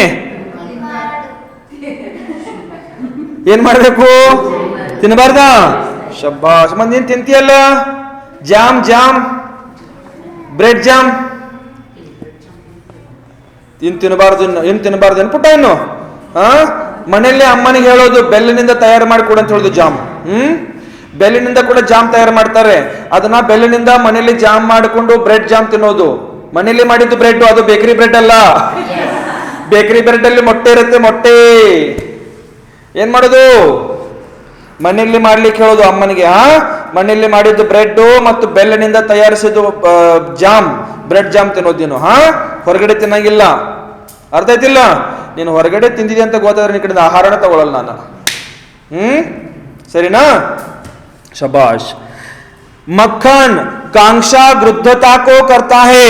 ಮಧ್ಯ ಅಗಮ್ಯ ಗಮನ ಕಾ ನಿಮಿತ್ತ ಹೇ. ಮಧ್ಯ ಕುಡಿದ್ರೆ ಏನಾಗುತ್ತೆ? ಅಗಮ್ಯ ಗಮನದ ನಿಮಿತ್ತ ಇರುತ್ತದೆ. ಮಾಂಸ ಇಂದ್ರಿಯ ದರ್ಪಕಾರಿ ಹೇ. ಮಾಂಸ ತಿಂದ್ರೆ ಇಂದ್ರಿಯಗಳಲ್ಲಿ ದರ್ಪಕಾರಿ ಉತ್ಪನ್ನ ಆಗ್ತಾ ಇರುತ್ತೆ. ಔರ್ ಮಧು ಅಸಂಯಮಕಾರಿ ಹೇ. ಮಧು ಅಂದ್ರೇನ? ಜೇನುತುಪ್ಪ. ಈ ಜೇನುತುಪ್ಪ ತಿಂದ್ರೆ ಅಸಂಯಮ. ನೋಡ್ರಿ, ಜೇನುತುಪ್ಪದ ಒಂದು ಉದಾಹರಣೆ ಹೇಳ್ತಾರ. ಏನ್ ಉದಾಹರಣೆ ಹೇಳ್ತಾರ ಅಂತಂದ್ರೆ, ಒಂದು ಹನಿ ಜೇನಿನಲ್ಲಿ ಪುಟ ಕೇಳಿಲ್ಲಿ, ಒಂದು ಹನಿ ಜೇನಿನ ರಸದಲ್ಲಿ, ಒಂದು ಹನಿ ಜೇನು ರಸದಲ್ಲಿ ನೀವು ರಸವನ್ನು ಸೇವನೆ ಮಾಡಿದ್ರ ಅಂತಂದ್ರೆ 7 ಊರುಗಳು. ಎಷ್ಟು ಊರುಗಳು? 7 ಊರು ಜೀವಂತವಾಗಿ ಆ ಊರಲ್ಲಿರುವಂತ ಎಲ್ಲಾ ಜೀವಿಗಳನ್ನ ಸುಟ್ಟಾಕಿದ್ದ ಪಾಪ ಇದೆ ಅಂತ ಹೇಳ್ತಾರೆ. ನೋಡ್ರಿ, ಎಷ್ಟು ಎಲ್ಲಾ ಜೀವಿ ಯಾವುದೇ ಗೊತ್ತಾ? ಸಮೂರ್ಚನ ಜೀವಿಗಳಿದಾವ ಮಧುದಲ್ಲಿ. ಮಧುವಿನಲ್ಲಿ ಇರುವಂತ ಜೇನುತುಪ್ಪದಲ್ಲಿರುವಂತ ಜೀವಿಗಳೆಲ್ಲ ಯಾವ್ದು ಅಂತಂದ್ರೆ ಸಮೂರ್ಚನ ಜೀವಿಗಳಿದಾವ. ಏನ್ ಮಾಡೋದು ನೋಡ್ರಿ, ನಾವು ತಿನ್ನಲ್ಲ ಮಹಾರಾಜ್ರೆ. ತಿಂತೀರಿ? ಮಕ್ಕಳಿಗೆ ತಿನ್ನಿಸ್ತೀವಿ ಮಹಾರಾಜ್ರೆ ನಾವು. ತಿನ್ನಿಸಬಾರ್ದಪ್ಪ, ತಿನ್ನಬಾರ್ದು ಏನಪ್ಪ ಏನು? ಶಬ್ಬಾಷ್.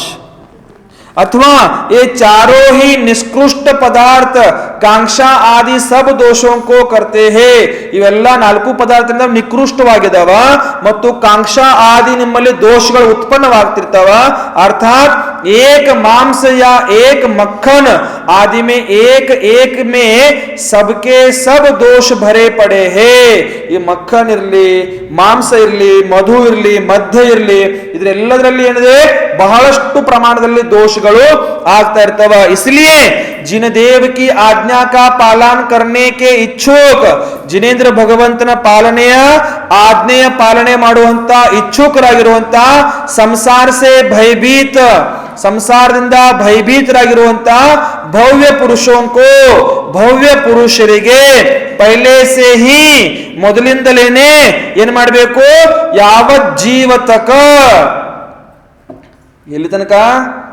ಯಾವ ಜೀವ ಎಲ್ಲಿವರೆಗೆ ಜೀವನ ಇದೆ ಅಲ್ಲಿವರೆಗೆ ये सब ಪದಾರ್ಥೋं का ಸರ್ವತಾ ತ್ಯಾಜ करना चाहिए. ಈ 4 ಪ್ರಕಾರದ ಪದಾರ್ಥಗಳನ್ನ ಮೇಡಮ್ ಏನ್ ಮಾಡ್ಬೇಕ್ರಿ? ತಿನ್ಬೇಕು, ತ್ಯಾಗ ಮಾಡಬೇಕು.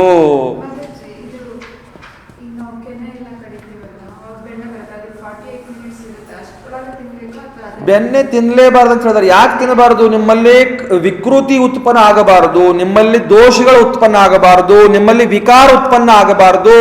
ಆ ಕಾರಣದಿಂದ ಬೆಣ್ಣೆಯನ್ನು ಸೇವನೆ ಮಾಡಲೇಬಾರದು ಅಂತ ಹೇಳಿದಾರ. ಬೆಣ್ಣೆಯನ್ನು ಸೇವನೆ ಮಾಡಲೇಬಾರದು. ಈಗ ನೀವು ಕೆಲವೊಂದು ಸರ್ತಿ ಚೌಕಾದಲ್ಲಿ ಮಜ್ಜಿಗೆ ಎಲ್ಲ ಮಾಡಿರ್ತೀರಿ ನೋಡ್ರಿ, ನಾ ಮಜ್ಜಿಗೆನೂ ಕುಡಿಯಲ್ಲ ಒಂದೊಂದು ಸರ್ತಿ. ಯಾಕೆ ಹೇಳಿ? ಅದು ನೀವು ಮಜ್ಜಿಗೆ ಚೆನ್ನಾಗಿ ಸೋಸಲಿಲ್ಲ ಆದ್ರೆ ಆ ಮಜ್ಜಿಗೆ ಕುಡಿಯಲ್ಲ ನಾನು. ಆ ಮಜ್ಜಿಗೆ ಮೇಲೆ ಬೆಣ್ಣೆ ತೇಲಾಡ್ತಾ ಇರುತ್ತೆ, ಕಾಣಿಸ್ತಾ ಇರುತ್ತೆ ಕಣ್ಣಿಗೆ. ಅದು ಆ ಬೆಣ್ಣೆ ಕಾಣಿಸಿದ್ರೆ ನಾವು ಮಜ್ಜಿಗೆ ಕುಡಿಯೋದೇ ಇಲ್ಲ. ಯಾಕೆ ಹೇಳಿ? ಬೆಣ್ಣೆ ತಿಂದ್ರೆ ವಿಕಾರ ಉತ್ಪನ್ನ ಆಗಿ ರಾಗದೇಶ ಪರಿಣಾಮ ಆಗಿ ನನ್ನ ಸಂಯಮದಿಂದ ನಾನು ಯಾಕೆ ಚ್ಯುತನಾಗಬೇಕು? ಮೊಸರು ತಗೊಳ್ಬಹುದು, ಅದು ಔಷಧ ರೂಪದಲ್ಲಿ ಅಂತ ಹೇಳಿದಾರ. ಮೊಸರು ಕೂಡ ತಗೊಂಡ್ರೆ ಪ್ರಮಾದ ಬಂದ್ಬಿಡುತ್ತೆ. ಮೊಸರಲ್ಲಿ ಬಹಳ ಪ್ರಮಾದ ಇದೆ. ಏನೋ ನಶಾ ಬರ್ತಾ ಇರುತ್ತೆ, ನಶಾ. ಮೊಸರು ತಿಂದವರು ಸರಿ ನಿದ್ದೆ ಹೊಡಿತಿರ್ತಾರ ನೋಡ್ರಿ, ಹೌದಲ್ರಿ? ಹೌದು, ಎಲ್ಲ ಗೊತ್ತೈತ್ರಿ ಮಹಾರಾಜರ, ಆದ್ರೂ ಹೊಡಿತೀವಿ ನಾವು. ಎಲ್ಲ ಗೊತ್ತಿದ್ದು ಹೊಡಿತೀವಿ ನಾವು, ಹೌದಲ್ಲಮ್ಮ? ಹೌದು. ತಿಂತೀವಿ, ಬಿಡಕ್ಕಾಗಲ್ಲ. ಎಲ್ಲಿ ಬಂತ?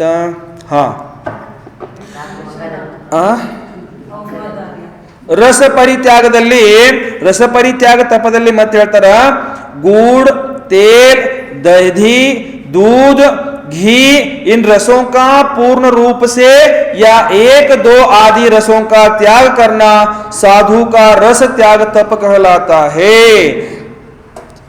ಇಲ್ಲಿ ಏನ್ ಹೇಳಿದ್ರು? ಬೆಲ್ಲ, ಎಣ್ಣೆ, ತುಪ್ಪ, ಆಮೇಲೆ ದಹಿ, ಆಮೇಲೆ ಹಾಲು, ಆಮೇಲೆ ಇದು ದಹಿ, ಬೆಲ್ಲ, ಎಣ್ಣೆ, ತುಪ್ಪ, ದಹಿ ಅಂದ್ರೆ ಮೊಸರು, ಆಮೇಲೆ ಹಾಲು ಆದಿ ಇವೆಲ್ಲ ಏನೇನು ಬಂದವಲ್ಲ 6 ಪ್ರಕಾರ ರಸಗಳು. ಇದನ್ನ ಸಂಪೂರ್ಣ ರೂಪದಿಂದ ತ್ಯಾಗ ಮಾಡೋದು, ಅಥವಾ 1 ದಿವಸ 2 ದಿವಸ 3 ದಿವಸ ಹಿಂಗೆ ನೀವು ಕ್ರಮದಿಂದ ತ್ಯಾಗ ಕೂಡ ಮಾಡೋದು, ಇದಕ್ಕೆ ರಸ ಪರಿತ್ಯಾಗ ಅಂತ ಹೇಳ್ತಾರ. ಇಂದ್ರಿಯೋಂಕೋ ಜಿನೋನೆ ವಶ ಕರ್ ಲಿಯಾ ಹೇ, ಯಾರು ಇಂದ್ರಿಯಗಳನ್ನ ತನ್ನ ವಶದಲ್ಲಿ ಇಟ್ಕೊಂಡಿದಾರ, ऐसे ಸಾಧುಜನ್, ಇಂತಹ ಸಾಧುಗಳು ಭೋಜನ ಏನ್ ಮಾಡ್ತಾರ? ನಿರಸ ಭೋಜನ ಮಾಡ್ತಾರೆ. ಯಾವ ಭೋಜನ? ನಿರಸ ಭೋಜನ. रूखा हो सूखा हो चाहे ठंडा हो स्वाद रहित हो किंतु शुद्ध हो. ಅದು ತಣ್ಣಗಿರಲಿ, ಬಿಸಿ ಇರಲಿ, ಅದರಲ್ಲಿ ರಸ ಸಹಿತ ಇರಲಿ, ರಸದಿಂದ ರಹಿತವಾಗಿರಲಿ, ಅವ್ರು ಯಾವುದೇ ಪ್ರಕಾರದಲ್ಲಿ ತಲೆ ಕೆಡಿಸ್ಕೊಳ್ಳುವುದಿಲ್ಲ. ಆದರೆ ಒಂದು ಭಾವನೆ ಮಾತ್ರ ಇಟ್ಕೊಂಡಿರ್ತಾರ, ಅದು ಹೇಗಿರಬೇಕು? ಶುದ್ಧವಾಗಿರಬೇಕು. ಕಿಂತು ಶುದ್ಧ ಹೋ ಉಸೆ ಸಮಭಾವ ಸೆ ಗ್ರಹಣ ಕರ್ ಲೇತೆ ಹೇ. ಸಮಭಾವ ಅಂದ್ರೆ ಸಮತಾ ಭಾವದಿಂದ, ಸಂಯಮ ಭಾವದಿಂದ ಅದನ್ನ ಗ್ರಹಣ ಮಾಡಿಕೊಳ್ತಾರ. ಇನ್ಮೇ ಕಿಸಿ ಪ್ರಕಾರ ದ್ವೇಷ ಭಾವ ನಹಿ ಕರ್ತೆ, ಇದರಲ್ಲಿ ಯಾವುದೇ ಪ್ರಕಾರದ ದ್ವೇಷ ಭಾವಗಳನ್ನು ಅವರು ಮಾಡಿಕೊಳ್ಳುವುದಿಲ್ಲ. रस त्याग के इच्छुक योगी को गरिष्ठ आहार, विकार करने वाला आहार, ऐसा अन्य कोई आहार हो, उन सब प्रकार के आहारों को शक्ति अनुसार छोड़ देना चाहिए. ಏನ್ ಹೇಳಿದ್ರಿಲ್ಲಮ್ಮ? ರಸ ಪರಿತ್ಯಾಗದ ಇಚ್ಛೆ ಇಟ್ಕೊಳ್ಳುವಂತ ಯೋಗಿಗಳು ಗರಿಷ್ಠ ಆಹಾರ, ಆಮೇಲೆ ವಿಕಾರ ಕರ್ನೆ ವಾಲ ಆಹಾರ, ನಿಮ್ಮಲ್ಲಿ ವಿಕಾರ ಉತ್ಪನ್ನ ಆಗುವಂತ ಆಹಾರ, ऐसे अन्य कोई आहार ಅಂತ ಇದೇ ರೀತಿ ಅನ್ಯ ಪ್ರಕಾರದ ಆಹಾರಗಳು, सब प्रकार के आहारों का ಅಂತ ಎಲ್ಲಾ ಪ್ರಕಾರದ ಆಹಾರಗಳನ್ನು ನೀವೇನ್ ಮಾಡಬೇಕು? ಶಕ್ತಿಗೆ ಅನುಸಾರವಾಗಿ ತ್ಯಾಗ ಮಾಡಬೇಕು ಅಂತ ಇಲ್ಲಿ ಹೇಳ್ತಿದಾರ. जो साधु इस रस त्याग को करता है वह अपने जीवन में संतोष प्राप्त कर लेता है. ಯಾವ ಸಾಧುಗಳು ಈ ರಸ ಪರಿತ್ಯಾಗ ವ್ರತದ ನಿಯಮದ ಪಾಲನೆ ಮಾಡ್ತಾರೆ, ತಪದ ಪಾಲನೆ ಮಾಡ್ತಾರ, ಅವರು ತನ್ನ ಜೀವನದಲ್ಲಿ ಸಂತೋಷವನ್ನು ಪ್ರಾಪ್ತಿ ಮಾಡ್ಕೊಳ್ತಾರ. अच्छी प्रकार से ब्रह्मचारी का पालन तथा वैराग्य की वृद्धि को प्राप्त करता है. ಮತ್ತು ಸಮೀಚೀನ ರೂಪದಿಂದ ಒಳ್ಳೆ ರೀತಿಯಿಂದ ತನ್ನ ಬ್ರಹ್ಮಚರ್ಯ ವ್ರತದ ಪಾಲನೆ ಮಾಡ್ತಿರ್ತಾರ, ಮತ್ತು ವೈರಾಗ್ಯ ವೃದ್ಧಿಕೋ, ವೈರಾಗ್ಯದ ವೃದ್ಧಿಯನ್ನು ಅವರು ಪ್ರಾಪ್ತಿ ಮಾಡ್ಕೊಳ್ತಿರ್ತಾರ. अर्थ यह है कि रस का त्याग करने से विकारी भोजन नहीं होता. ರಸವನ್ನು ತ್ಯಾಗ ಮಾಡಿದಾಗ ವಿಕಾರಿ ಭೋಜन ಆಗುವುದಿಲ್ಲ. और उससे ब्रह्मचर्य आदि सुरक्षित रहते हैं. ಅದರಿಂದ ಏನಾಗುತ್ತೆ?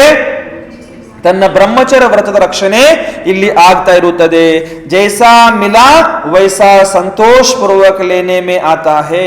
ಹೇಗೆ ಸಿಕ್ಕಿರುತ್ತೆ ಅದನ್ನ ಸಂತೋಷ ಪೂರ್ವಕ ಅದನ್ನ ಅವರು ಶಾಂತತೆಯಿಂದ ಸ್ವೀಕಾರ ಮಾಡ್ತಾರ. ಕ್ಯೋಂಕಿ ರಸೋಂ ಕಿ ಲಾಲಸಾ ನಹಿ ರಹಿ.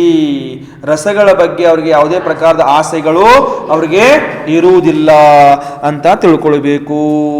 ಈ ಪ್ರಕಾರ ಇಲ್ಲಿ ರಸ ಪರಿತ್ಯಾಗದ ಇಲ್ಲಿ ತಪದ ಬಗ್ಗೆ ಹೇಳಿದ್ರು. ನಾಲ್ಕನೇದು ಯಾವ್ದ್ರಿ? ವೃತ್ತಿ ಪರಿಸಂಖ್ಯಾನ ತಪ. ನಿನ್ನೆನೆ ಕೇಳಿದ್ರು ನೋಡ್ರಿ, ಹೌದಿಲ್ರಿ? ನಿನ್ನೆನೆ ಕೇಳಿ, ಅದಕ್ಕೆ ಇವತ್ತು ಕೊಟ್ಟರು ನೋಡ್ರಿ ಆಚಾರ್ಯ ಭಗವಾನ್. ನಿನ್ನೆ ಜಯಂತಿ ಅಮ್ಮ ಕೇಳಿದಾರ, ಇವತ್ತು ಅವ್ರಿಗೆ ಹೇಳ್ಬೇಕಂತ ಆಚಾರ್ಯ ಅಮಿತ್ ಗತಿ ಸ್ವಾಮಿಗಳು ಮುಂದೆ ರೆಡಿ ಇಟ್ಕೊಂಡ್ಬಿಟ್ಟಿದ್ರು ನೋಡ್ರಿ ನಿಮ್ಗೋಸ್ಕರ. ವೃತ್ತಿ ಪರಿಸಂಖ್ಯಾನ ತಪದ ಬಗ್ಗೆ ಇಲ್ಲಿ ಹೇಳ್ತಾ ಇರುವಾಗ ಏನ್ ಹೇಳ್ತಾರ ಅಂತಂದ್ರ, ಆಹಾರ ಕೋ ಜಾತೆ ಸಮಯ ಸಾಧು ಜನ ವಿವಿಧ ನಿಯಮ ಲೇತೆ ಹೇ. ಆಹಾರಕ್ಕೂ ಹೋಗುವಂತ ಸಂದರ್ಭದಲ್ಲಿ ಸಾಧುಗಳು ವಿವಿಧ ಬೇರೆ ಬೇರೆ ಪ್ರಕಾರದ ನಿಯಮಗಳನ್ನ ತಗೊಂಡಿರ್ತಾರ. ಕಿ ಅಮುಕ ಆಹಾರ ಮಿಲೆ, ಏನಾದ್ರೂ ಇಲ್ಲಿ ಅಮುಕ ಆಹಾರ ಮಿಲೆ, अमुक व्यक्ति पड़गहान करे अथवा अमुक गली में मिले तो लेऊंगा अन्यथा नहीं.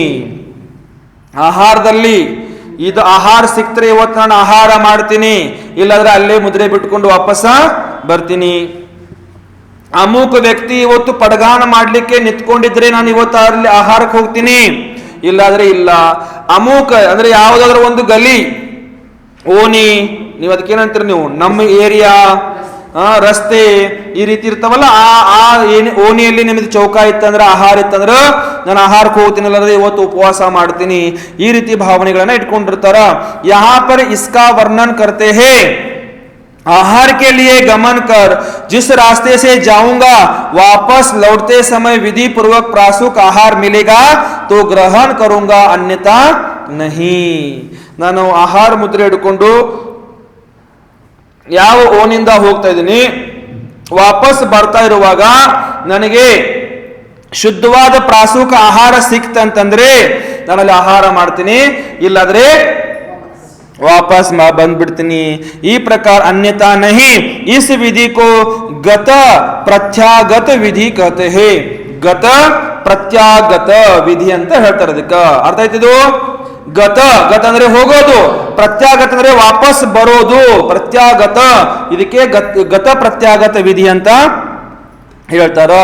ಶಂಖ में जैसे आवर्त होते हैं वैसे ग्राम आदि में आहार के लिए भ्रमण करते हुए आहार मिलेगा तो ग्रहण करूंगा, अथवा गोमूत्रवत भ्रमण करते हुए यदि भिक्षा मिलेगी तो लूंगा.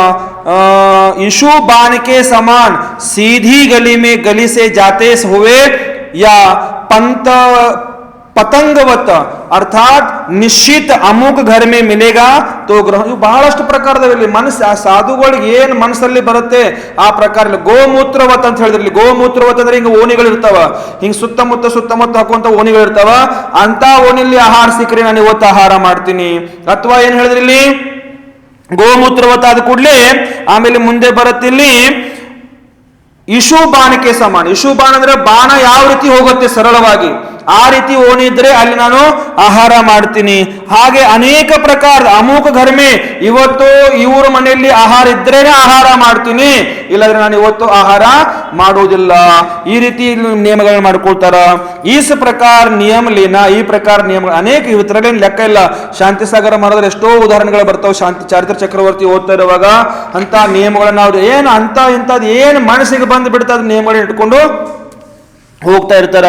अमुक मोहल्ले में घर के द्वार पर अमुक दाता के यहाँ इत्यादि प्रकार आहार मिलने का नियम लेना. आहार में दाल ही लूंगा. ಇವತ್ತು ಆಹಾರ ಹೋದಾಗ ನಾನು ಬರೇ ಬೇಳೆ ಪದಾರ್ಥ ಅಷ್ಟೇ ತಗೊಳ್ತೀನಿ, ಇವತ್ತು ಅನ್ನ ಬರೇ ಅಕ್ಕಿ ಪದಾರ್ಥ ಅಷ್ಟೇ ತಗೊಳ್ತೀನಿ, ಇವತ್ತು ಗೋಧಿ ಪದಾರ್ಥ ಅಷ್ಟೇ ತಗೊಳ್ತೀನಿ. ಹಿಂಗೆ ನಿಯಮಗಳನ್ನ ಇಟ್ಕೊಂಡು ಹೋಗೋದು, ಇವೆಲ್ಲ ವೃತ್ತಿ ಪರಿಸಂಖ್ಯಾನದಲ್ಲಿ ಬರ್ತಾವ ನೋಡ್ರಿ. ಇವೆಲ್ಲ ಅದ್ರಲ್ಲಿ ಬರ್ತಾವ್ರಿ, ವೃತ್ತಿ ಪರಿಸಂಖ್ಯಾನದಲ್ಲಿ ಬರ್ತಾವ. ಮೋಟ್ ಹಿ ಲೂಂಗಾ. ಮೋಟ್ ಅಂದ್ರೇನ, ನಂಗೆ ಆ ಶಬ್ದ ಅರ್ಥ ಗೊತ್ತಿಲ್ಲ, ಅಲ್ಲಿ ಹೇಳ್ತದೆ ಅಲ್ಲಿ ಮೋಟ್. ಇವತ್ತು ನಾನು ಮೋಟ್ ಮಾತ್ರ ತಗೊಳ್ತೀನಿ. ಆಮೇಲೆ ಯಹ ಇತ್ಯಾದಿ ಪ್ರಕಾರ लूंगा, मोट ही लूंगा अर्थात ये पदार्थ मिले तो आहार करना अन्यथा नहीं. इस तरह विविध प्रकार के संकल्प करके आहार लेना. ऐसे संकल्प पूर्ण नहीं हुए तो समाधान पूर्वक संकल्प सिगदे इದ್ರೆ समाधान पूर्वक ಸತಿ ಕಾಮೆ ಲೋಟ್ ಆನ. ಎಲ್ಲಿ ಅವ್ರು ವಿಶ್ರಾಂತಿ ಮಾಡ್ತಿರ್ತಾರ ಅಲ್ಲಿ ವಾಪಸ್ ಮತ್ತೆ ಬಂದ್ಬಿಡ್ತಾರ. ಹೇಳ್ತಾರ ಆನ ವೃತ್ತಿ ಪರಿಸಂಖ್ಯಾನ್ ತಪ ಹೇ. ಅದಕ್ಕೆ ಯಾವ ತಪ ಅಂತ ಹೇಳ್ತಾರ? ವೃತ್ತಿ ಪರಿಸಂಖ್ಯಾನ ತಪ ಅಂತ ಹೇಳ್ತಾರ. ಲಕ್ಷ್ಮಿ ಅಕ್ಕ ಇವತ್ತು ಆಹಾರ ಆದ ಕೂಡಲೇ ಬಂದು ಕುತ್ಕೊಂಡ್ಬಿಟ್ರು. ಮಹಾರಾಜರು ಇವತ್ತು ನೀವು ಸ್ವೀಟ್ ಯಾಕೆ ತಗೊಂಡಿಲ್ಲ ಹೇಳ್ರಿ ಅಂತ. ಏನಂದ್ರಿ? ಮಹಾರಾಜರು ಸ್ವೀಟ್ ಯಾಕೆ ತಗೊಂಡಿಲ್ಲ ನೀವು ಹೇಳ್ರಿ ಅಂತ ಅಂದ್ರು. ಸ್ವೀಟ್ ಯಾಕೆ ತಗೊಂಡಿಲ್ಲ ನೀವು? ಗುಲಾಬ್ ಜಾಮೂನ್ ಮಾಡಿದ್ರಿ ಮಹಾರಾಜರ, ತಗೊಳ್ಬೇಕಾಗಿತ್ರಿ ಮಹಾರಾಜರ, ಚೆನ್ನಾಗಿದ್ರಿ ಮಹಾರಾಜರ, ಮೆತ್ತಗಿದ್ರಿ ಮಹಾರಾಜರ. ಅನೇಕ ತಲೆ ಕೆಡಿಸ್ಕೊಂಡ್ಬಿಟ್ಟಾರ ಕೆಲವೊಬ್ಬ ಹೆಂಗಸರೆಲ್ಲ ಚೌಕದಲ್ಲಿರೋರು. ಇವತ್ತು ನಂದು ನಿಯಮ ಇತ್ತು, ಒಬ್ಬ ವ್ಯಕ್ತಿಯ ಕಡೆಯಿಂದಾನೇ ಸ್ವೀಟ್ ಬಂದ್ರೆ ನಾನು ಸ್ವೀಟ್ ತಗೊಳ್ತೀನಿ, ಇಲ್ಲಾಂದ್ರೆ ಸ್ವೀಟ್ ತಗೊಳ್ಳೋದಿಲ್ಲ. ಇನ್ನು ಆ ವ್ಯಕ್ತಿ ಎಲ್ಲಿವರೆಗೆ ಬಂದು ಸ್ವೀಟ್ ಹಾಕಲ್ಲ ಅಲ್ಲಿವರೆಗೇನು ಸ್ವೀಟ ಇಲ್ಲ. ಇದು ಸಂಕಲ್ಪ ಆಗಿಬಿಡ್ತು. ಇನ್ನು ಗೊತ್ತಿಲ್ಲ ನನಗೊಬ್ಬನಿಗೆ ಗೊತ್ತದು, ನಿಮ್ಗೆಲ್ಲ ಹೇಳ್ಕೊತ ಕೊರಕಾಗತ್ತ. ಅದು ವ್ಯಕ್ತಿ ಅಂದ್ರೆ ಪುರುಷ ಇರಬಹುದು, ವ್ಯಕ್ತಿ ಅಂದ್ರೆ ಸ್ತ್ರೀನೂ ಇರಬಹುದು, ವ್ಯಕ್ತಿ ಅಂದ್ರೆ ಒಂದು ಹುಡುಗನೂ ಇರಬಹುದು, ವ್ಯಕ್ತಿ ಅಂದ್ರೆ ಒಂದು ಹುಡುಗಿನೂ ಇರಬಹುದು, ಯಾರು ಇರಬಹುದು. ಇನ್ನ ಇಂಥವಿರ್ತ ನೋಡ್ರಿ ಹುಚ್ಚುಗಳು ಸಾಧುಗಳಿಗೆಲ್ಲ. ಇಲ್ಲಿ ಪ್ರಸಂಗ ಬಂತಂತ ಹೇಳಿದ್ರೆ ಹೇಳಲಾಗ್ತಿದ್ದೆ ನಾನು. ಪ್ರಸಂಗ ಬಂತು, ವೃತ್ತಿ ಪರಿಸಂಖ್ಯಾನ ವ್ರತದ ಇಲ್ಲಿ ಚರ್ಚೆ ನಡೀತದೆ ಅಂತ ಹೇಳಿದೆ. ಹೇಳಲಾಗ್ತಿದೆ ನಾನು. ಅದು ಯಾವಾಗ ಬಂದಾಗ ಬರುತ್ತೆ, ಪುಣ್ಯ ಸಿಗತ್ತೆ ಅನ್ಕೊಂಡಿದ್ದೆ ನಾವು. ಎಲ್ಲಿ ಬಂತ?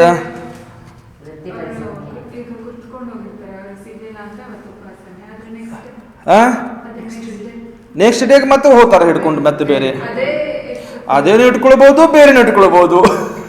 ಅವ್ರು ಏನು ಹೇಳಿ ಕೇಳಿ ಮಾಡುವಂತ ಸಾಧುಗಳೆಲ್ಲ ಅವರು.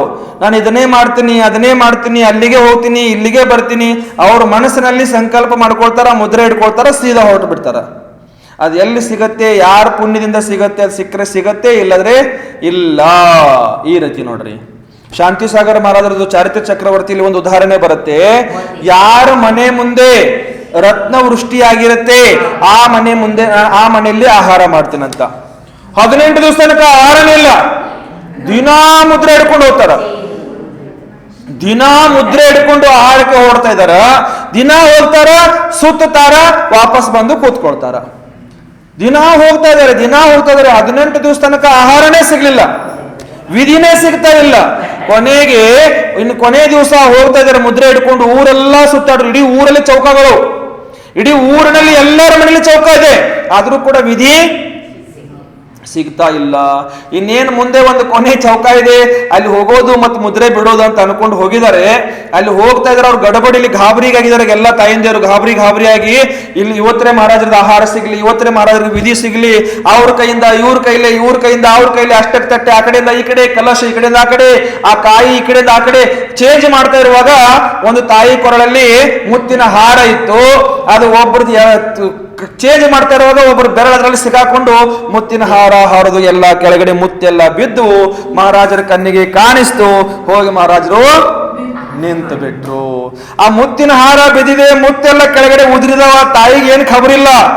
ಮಹಾರಾಜರು ನಿಂತರಲ್ಲ ಅಂತ ಸುತ್ತ ಹಾಕ್ತಾ ಇದಾರೆ. ಜಯ ಹೋ ಜಯ ಹೋ ಜಯ ಹೋ ಅಂತ ಹೇಳ್ತಾ ಇದಾರ. ಇದು ಪುಣ್ಯ ಅನ್ನೋದು. ಇಂಥ ವಿಧಿಗಳು ಯಾವ ವಿಧಿ ಎಲ್ಲಿ ಹಿಡಿತಾರ, ಹೇಗೆ ಹಿಡಿತಾರ, ಯಾವ ರೀತಿಯಿಂದ ಹಿಡಿತಾರ ಅದು ಅವರಿಗೆ ಮಾತ್ರ ಗೊತ್ತಿರ್ತೈತಿ. ಇನ್ನೊಬ್ರಿಗೆ ಹೇಳಿ ಕೇಳಿ ಮಾಡುವಂತ ವಿಧಿಗಳು ವೃತ್ತಿ ಪರಿಸಂಖ್ಯಾನ ವ್ರತಗಳು ಅಲ್ಲ. ಅರ್ಥ ಆಯ್ತಾ? ಶಬಾಷ್. ಇನ್ನು ವ್ಯಕ್ತಿ ಯಾವ್ರದಾರ ಟೆನ್ಷನ್ ಇಲ್ಲ. ಎಲ್ಲಿವ್ರದಾರ, ಎಲ್ಲಿಂದ ಬಂದಾರ, ಯಾವ್ರದಿಂದ ಬರೋದಾರ. ಬಾರಿ ಪಂಡಿತರ, ಯಾವ್ರಿಂದ ಬಂದ್ರಿ? ಹೋಗ್ರಿ ನಾವು ಬರಲ್ಲ, ನಾವು ಮೇಲೆ ಹೋಗ್ತೀವಿ ಅಂತಾರ ಅವರು. ಈ ಪ್ರಕಾರ ಇಲ್ಲಿ अन्य जनों को दुष्कर ऐसे इस वृत्ति परिसंख्यान तप को करने वाले साधु द्वारा ಇವು ಇಲ್ಲಿ ಎಲ್ಲಿ ಕೂತಾರ ನೋಡ್ರಿ, ಬಗೀಚಾ ಕೂತಿದ್ರ ಅಂತ. ನೀವ ಮತ್ತಾರ ಇಲ್ಲಿ ಓದ್ತಾರೆ. ನಮ್ಮ ನಿಮ್ಮದೇನು ಪ್ರವಚನ ಚಾಲು ಮಾಡಿದ್ರ ಕಡೆ. ಇಲ್ಲಿ ಏನ್ ಹೇಳ್ತಾರ ಅಂತಂದ್ರ, अन्य जनों को दुष्कर ऐसे इस वृत्ति परिसंख्यान तप को करने वाले साधु द्वारा विचित्र संकल्प रूप पत्तों वाली तृणा द्रुपी लता काट दी जाती है, अर्थात उस साधु की लालसा समाप्त हो जाती है. ಯಾವುದೇ ಪ್ರಕಾರದ ಆಸೆಗಳು ಆಕಾಂಕ್ಷೆಗಳು ಅವರಲ್ಲಿ ಇರುವುದಿಲ್ಲ ಅಂತ ತಿಳ್ಕೊಳ್ಬೇಕು ಇಲ್ಲಿ. ಅರ್ಥ ಆಯ್ತಾ? ಏನಾಯ್ತಂತಂದ್ರೆ ಅದು ತೋರಿಸ್ತಾ ಇರ್ತಾರೆ. ನನಗೆ ಆಹಾರ ಏನೇನು ಮಾಡಿರ್ತಾರೆ ತೋರಿಸ್ತಿರ್ತಾರೆ. ತೋರಿಸ್ತಾ ಇರುವಾಗ ಭಾವನೆ ಆಗಿಬಿಡ್ತು. ಗುಲಾಬ್ ಜಾಮೂನ್ ಚೆನ್ನಾಗಿ ಕಾಣಿಸ್ತಾ ಇದ್ವು, ಇವು ಸರಿಯಾಗಿ ಇದನ್ನ ತಿನ್ನೋದಂತ ಭಾವನೆ ಆಗಿಬಿಡ್ತು. ಭಾವನೆ ಆಯ್ತು. ಇನ್ನೂ ಇಲ್ಲ, ಅವ್ರು ಅಷ್ಟಕ ಮಾಡ್ತಾ ಇದ್ರೆ ನಾನು ಕುತ್ಕೊಂಡು ಯೋಚನೆ ಮಾಡ್ತಾ ಇದ್ದೀನಿ, ಅಲೋ ಮೂರ್ಖ, ಅನಾದಿ ಕಾಲದಿಂದ ಇಂಥದೆಲ್ಲ ತಿಂದು ತಿಂದು ತಿಂದು ನಾಲಿಗೆಗೆ ಇನ್ನೂ ರುಚಿ ನಿನಗೆ ಕಡಿಮೆ ಆಗಿಲ್ವಾ? ನಾಲಿಗೆಗೆ ಇನ್ನೂ ನಿನ್ನ ರುಚಿ ಕಡಿಮೆ ಆಗಿಲ್ವಾ? ಇನ್ನೂ ನಿನಗೆ ಬೇಕು ಬೇಕಂತ ಅನಿಸ್ತಾ ಇದೆ ನಿನಗೆ.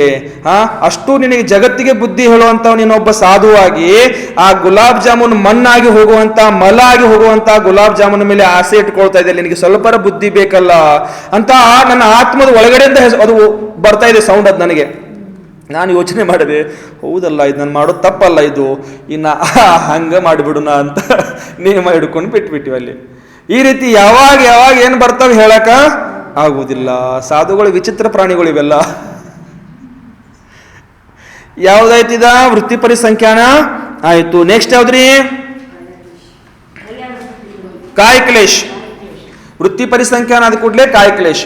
काय क्लेशದಲ್ಲಿ ಏನ್ ಹೇಳ್ತಾರೆ ಅಂತಂದ್ರ, जिस दिन कड़ी धूप हो उस दिन पश्चिम दिशा की तरफ गमन करना. ಭಯಂಕರವಾದ ಬಿಸಿಲಿದೆ ಅವತ್ತು. ಆ ದಿವಸ ಏನ್ ಮಾಡೋದು ಅಂತಂದ್ರೆ ಪಶ್ಚಿಮ ದಿಕ್ಕಿಗೆ ಮುಖ ಮಾಡ್ಕೊಂಡು ಹೋಗ್ಬಿಡೋದು. ಯಾಕೆ? ಬಿಸಿಲು ಮುಖಕ್ಕೆ ಹೊಡಿಬೇಕದು, ಬಿಸಿಲು ಮುಖಕ್ಕೆ ಹೊಡಿಬೇಕು. ಆ ಭಾವನೆ ಇಟ್ಕೊಂಡು ಕಾಯ ಕ್ಲೇಶದು. ಶರೀರಕ್ಕೆ ಏನಾದ್ರೂ ಮಾಡಿ ಕಷ್ಟನೇ ಕೊಡೋದು. ಭಯಂಕರವಾದ ಬಿಸಿಲಿದೆ, ಆ ದಿವಸ ಮುಖ ಪಶ್ಚಿಮಕ್ಕೆ ಮುಖ ಮಾಡಿಕೊಂಡು ವಿಹಾರ ಮಾಡಿಬಿಡೋದು. ಕಿ ತರಫ್ ಗಮನ ಕರ್ನ, ಅನು ಅರ್ಕ ಗಮನ ಕಲಾತ. ಇದಕ್ಕೆ ಯಾವ್ದಂತಾರ? ಅನು ಅರ್ಕ ಗಮನ ಅಂತ ಹೇಳ್ತಾರೆ ಇದಕ್ಕೆ. ಯಾವ ಗಮನ? ಅನು ಅರ್ಕ ಗಮನ ಅಂತ ಹೇಳ್ತಾರೆ ಇದಕ್ಕೆ. ಸೂರ್ಯ ಕೋ ತಿರ್ಚೆ ಕರ್ಕೆ ಗಮನ್, त्रियक आर्क गमन ಅಂತ ಹೇಳ್ತಾರ. ಸೂರ್ಯಕ್ಕೆ ಮಸ್ತಕ ಪರ್ ರಹತೆ ಗಮನ್, ಉಪರಿ ಅರ್ಕ ಗಮನ್ ಅಂತ ಹೇಳ್ತಾರ. ಇಲ್ಲಿ 3 ಪ್ರಕಾರದ ಹೇಳಿದ್ರಿ. ಈಗ ಯಾವ್ಯಾವ್ದು ಹೇಳಿದ್ರು? ಪ್ರಥಮ ಯಾವ್ದು ಹೇಳಿದ್ರು? ಅನು ಅರ್ಕ ಗಮನ್ ಅಂತ ಹೇಳಿದ್ರು. ಎರಡನೇದು ತ್ರಿಯಕ್ ಆರ್ಕ ಗಮನ್ ಅಂತ ಹೇಳಿದ್ರು. ತ್ರಿಯಕ್ ಆರ್ಕ ಅಂದ್ರೆ ಏನ? ಸೂರ್ಯ ಹೀಗೆ ಪೂರ್ವದಿಂದ ಬಂದು ಪಶ್ಚಿಮಕ್ಕೆ ಇಳಿತಾ ಇದ್ದಾನೆ ಈಗ, ಹೌದಲ್ಲ? ತ್ರಿಯಕ ಹಿಂಗ್ ಮೂಲೆ ಮೇಲೆ ಹೋಗೋದು. ಈಗ ಸೂರ್ಯ ಆ ಕಡೆಯಿಂದ ಬರ್ತಾ ಇದ್ದಾನೆ ಅಂತಂದ್ರೆ ನಾವು ಅಗಡೆಗೆ ಮುಖ ಮಾಡ್ಕೊಂಡು ಹೋಗೋದು ಅಥವಾ ಈಶಾನ್ಯಗೆ ಮುಖ ಮಾಡ್ಕೊಂಡು ಹೋಗೋದು. ಇದು ಬೆಳಗ್ಗೆ. ಸಂಜೆ ಇವ್ರು ಕೆಳಗಡೆ ಹೊಳಿತಾ ಇದಾರ, ಪಶ್ಚಿಮಕ್ಕಿಲ್ಲ.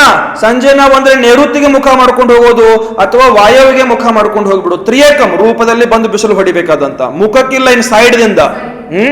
ಆಮೇಲೆ ಮೂರನೇದು ಯಾವ್ದು ಹೇಳ್ತಾರೆ ಅಂತಂದ್ರ ಉಪರಿ ಅರಕ ಗಮನ ಅಂತ ಹೇಳ್ತಾರ. ಉಪರಿ ಅರಕ ಅಂದ್ರೆ ನೆತ್ತೆ ಮೇಲೆ ಸೂರ್ಯ ಇರುತ್ತೆ, ಭರ್ರ ಬಿಸಿಲಾಗಿ ಎದ್ದು ಹೋಗ್ಬಿಡುದು ನೋಡ್ರಿ. ಮಧ್ಯಾಹ್ನ 12 ಗಂಟೆ 1 ಗಂಟೆಗೆ ವಿಹಾರ ಪ್ರಾರಂಭ ಮಾಡಿಬಿಡು. ತಲೆ ಮೇಲೆ ಸೂರ್ಯ ಇರ್ತಾನೆ, ಭಯಂಕರವಾದ ಬಿಸಿ ಇರುತ್ತೆ, ಅವಾಗ ಭಯಂಕರವಾದ ಉಷ್ಣ ಇರುತ್ತೆ. ಅಂತ ಸಂದರ್ಭದಲ್ಲಿ ಏನ್ ಮಾಡೋದು? ಪ್ರಸನ್ನ ವಿಹಾರ ಮಾಡಿಬಿಡೋದು.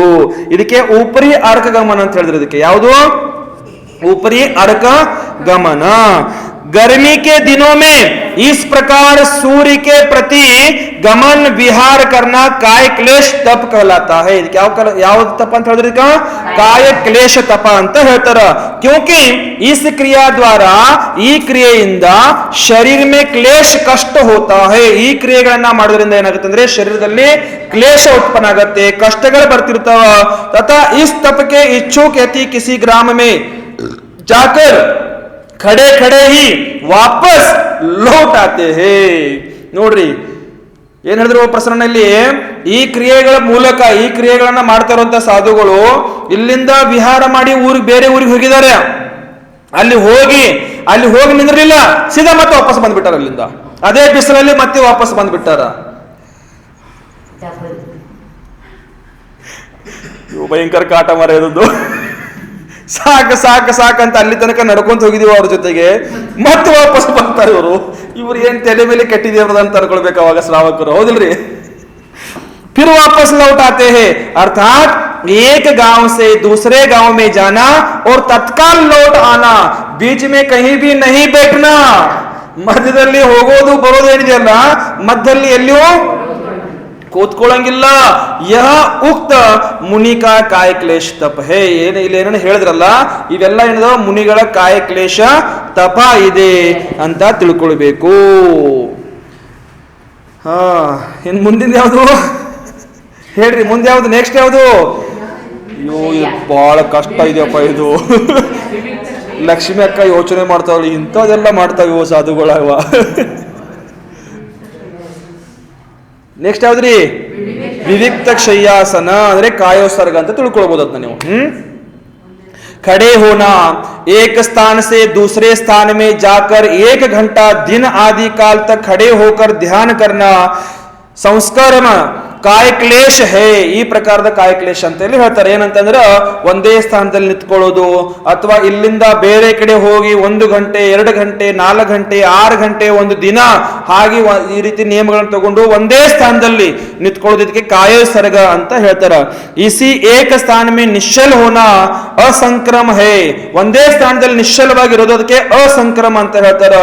ಗಿದ್ದ ಪಕ್ಷಿ ಕೆ ಸಮಾನ ಅವಸ್ಥಿತ ಹೋನಾ ಅರ್ಥಾತ್ गिद्ध जैसा दोनों पंखों को फैलाकर उड़ता है वैसे दोनों बाहों को फैलाकर खड़े रहना, दोनों पैरों को समान रखकर खड़े होना, एक पैर से खड़े रहना, ये सब कायक्लेश तप कहलाता है.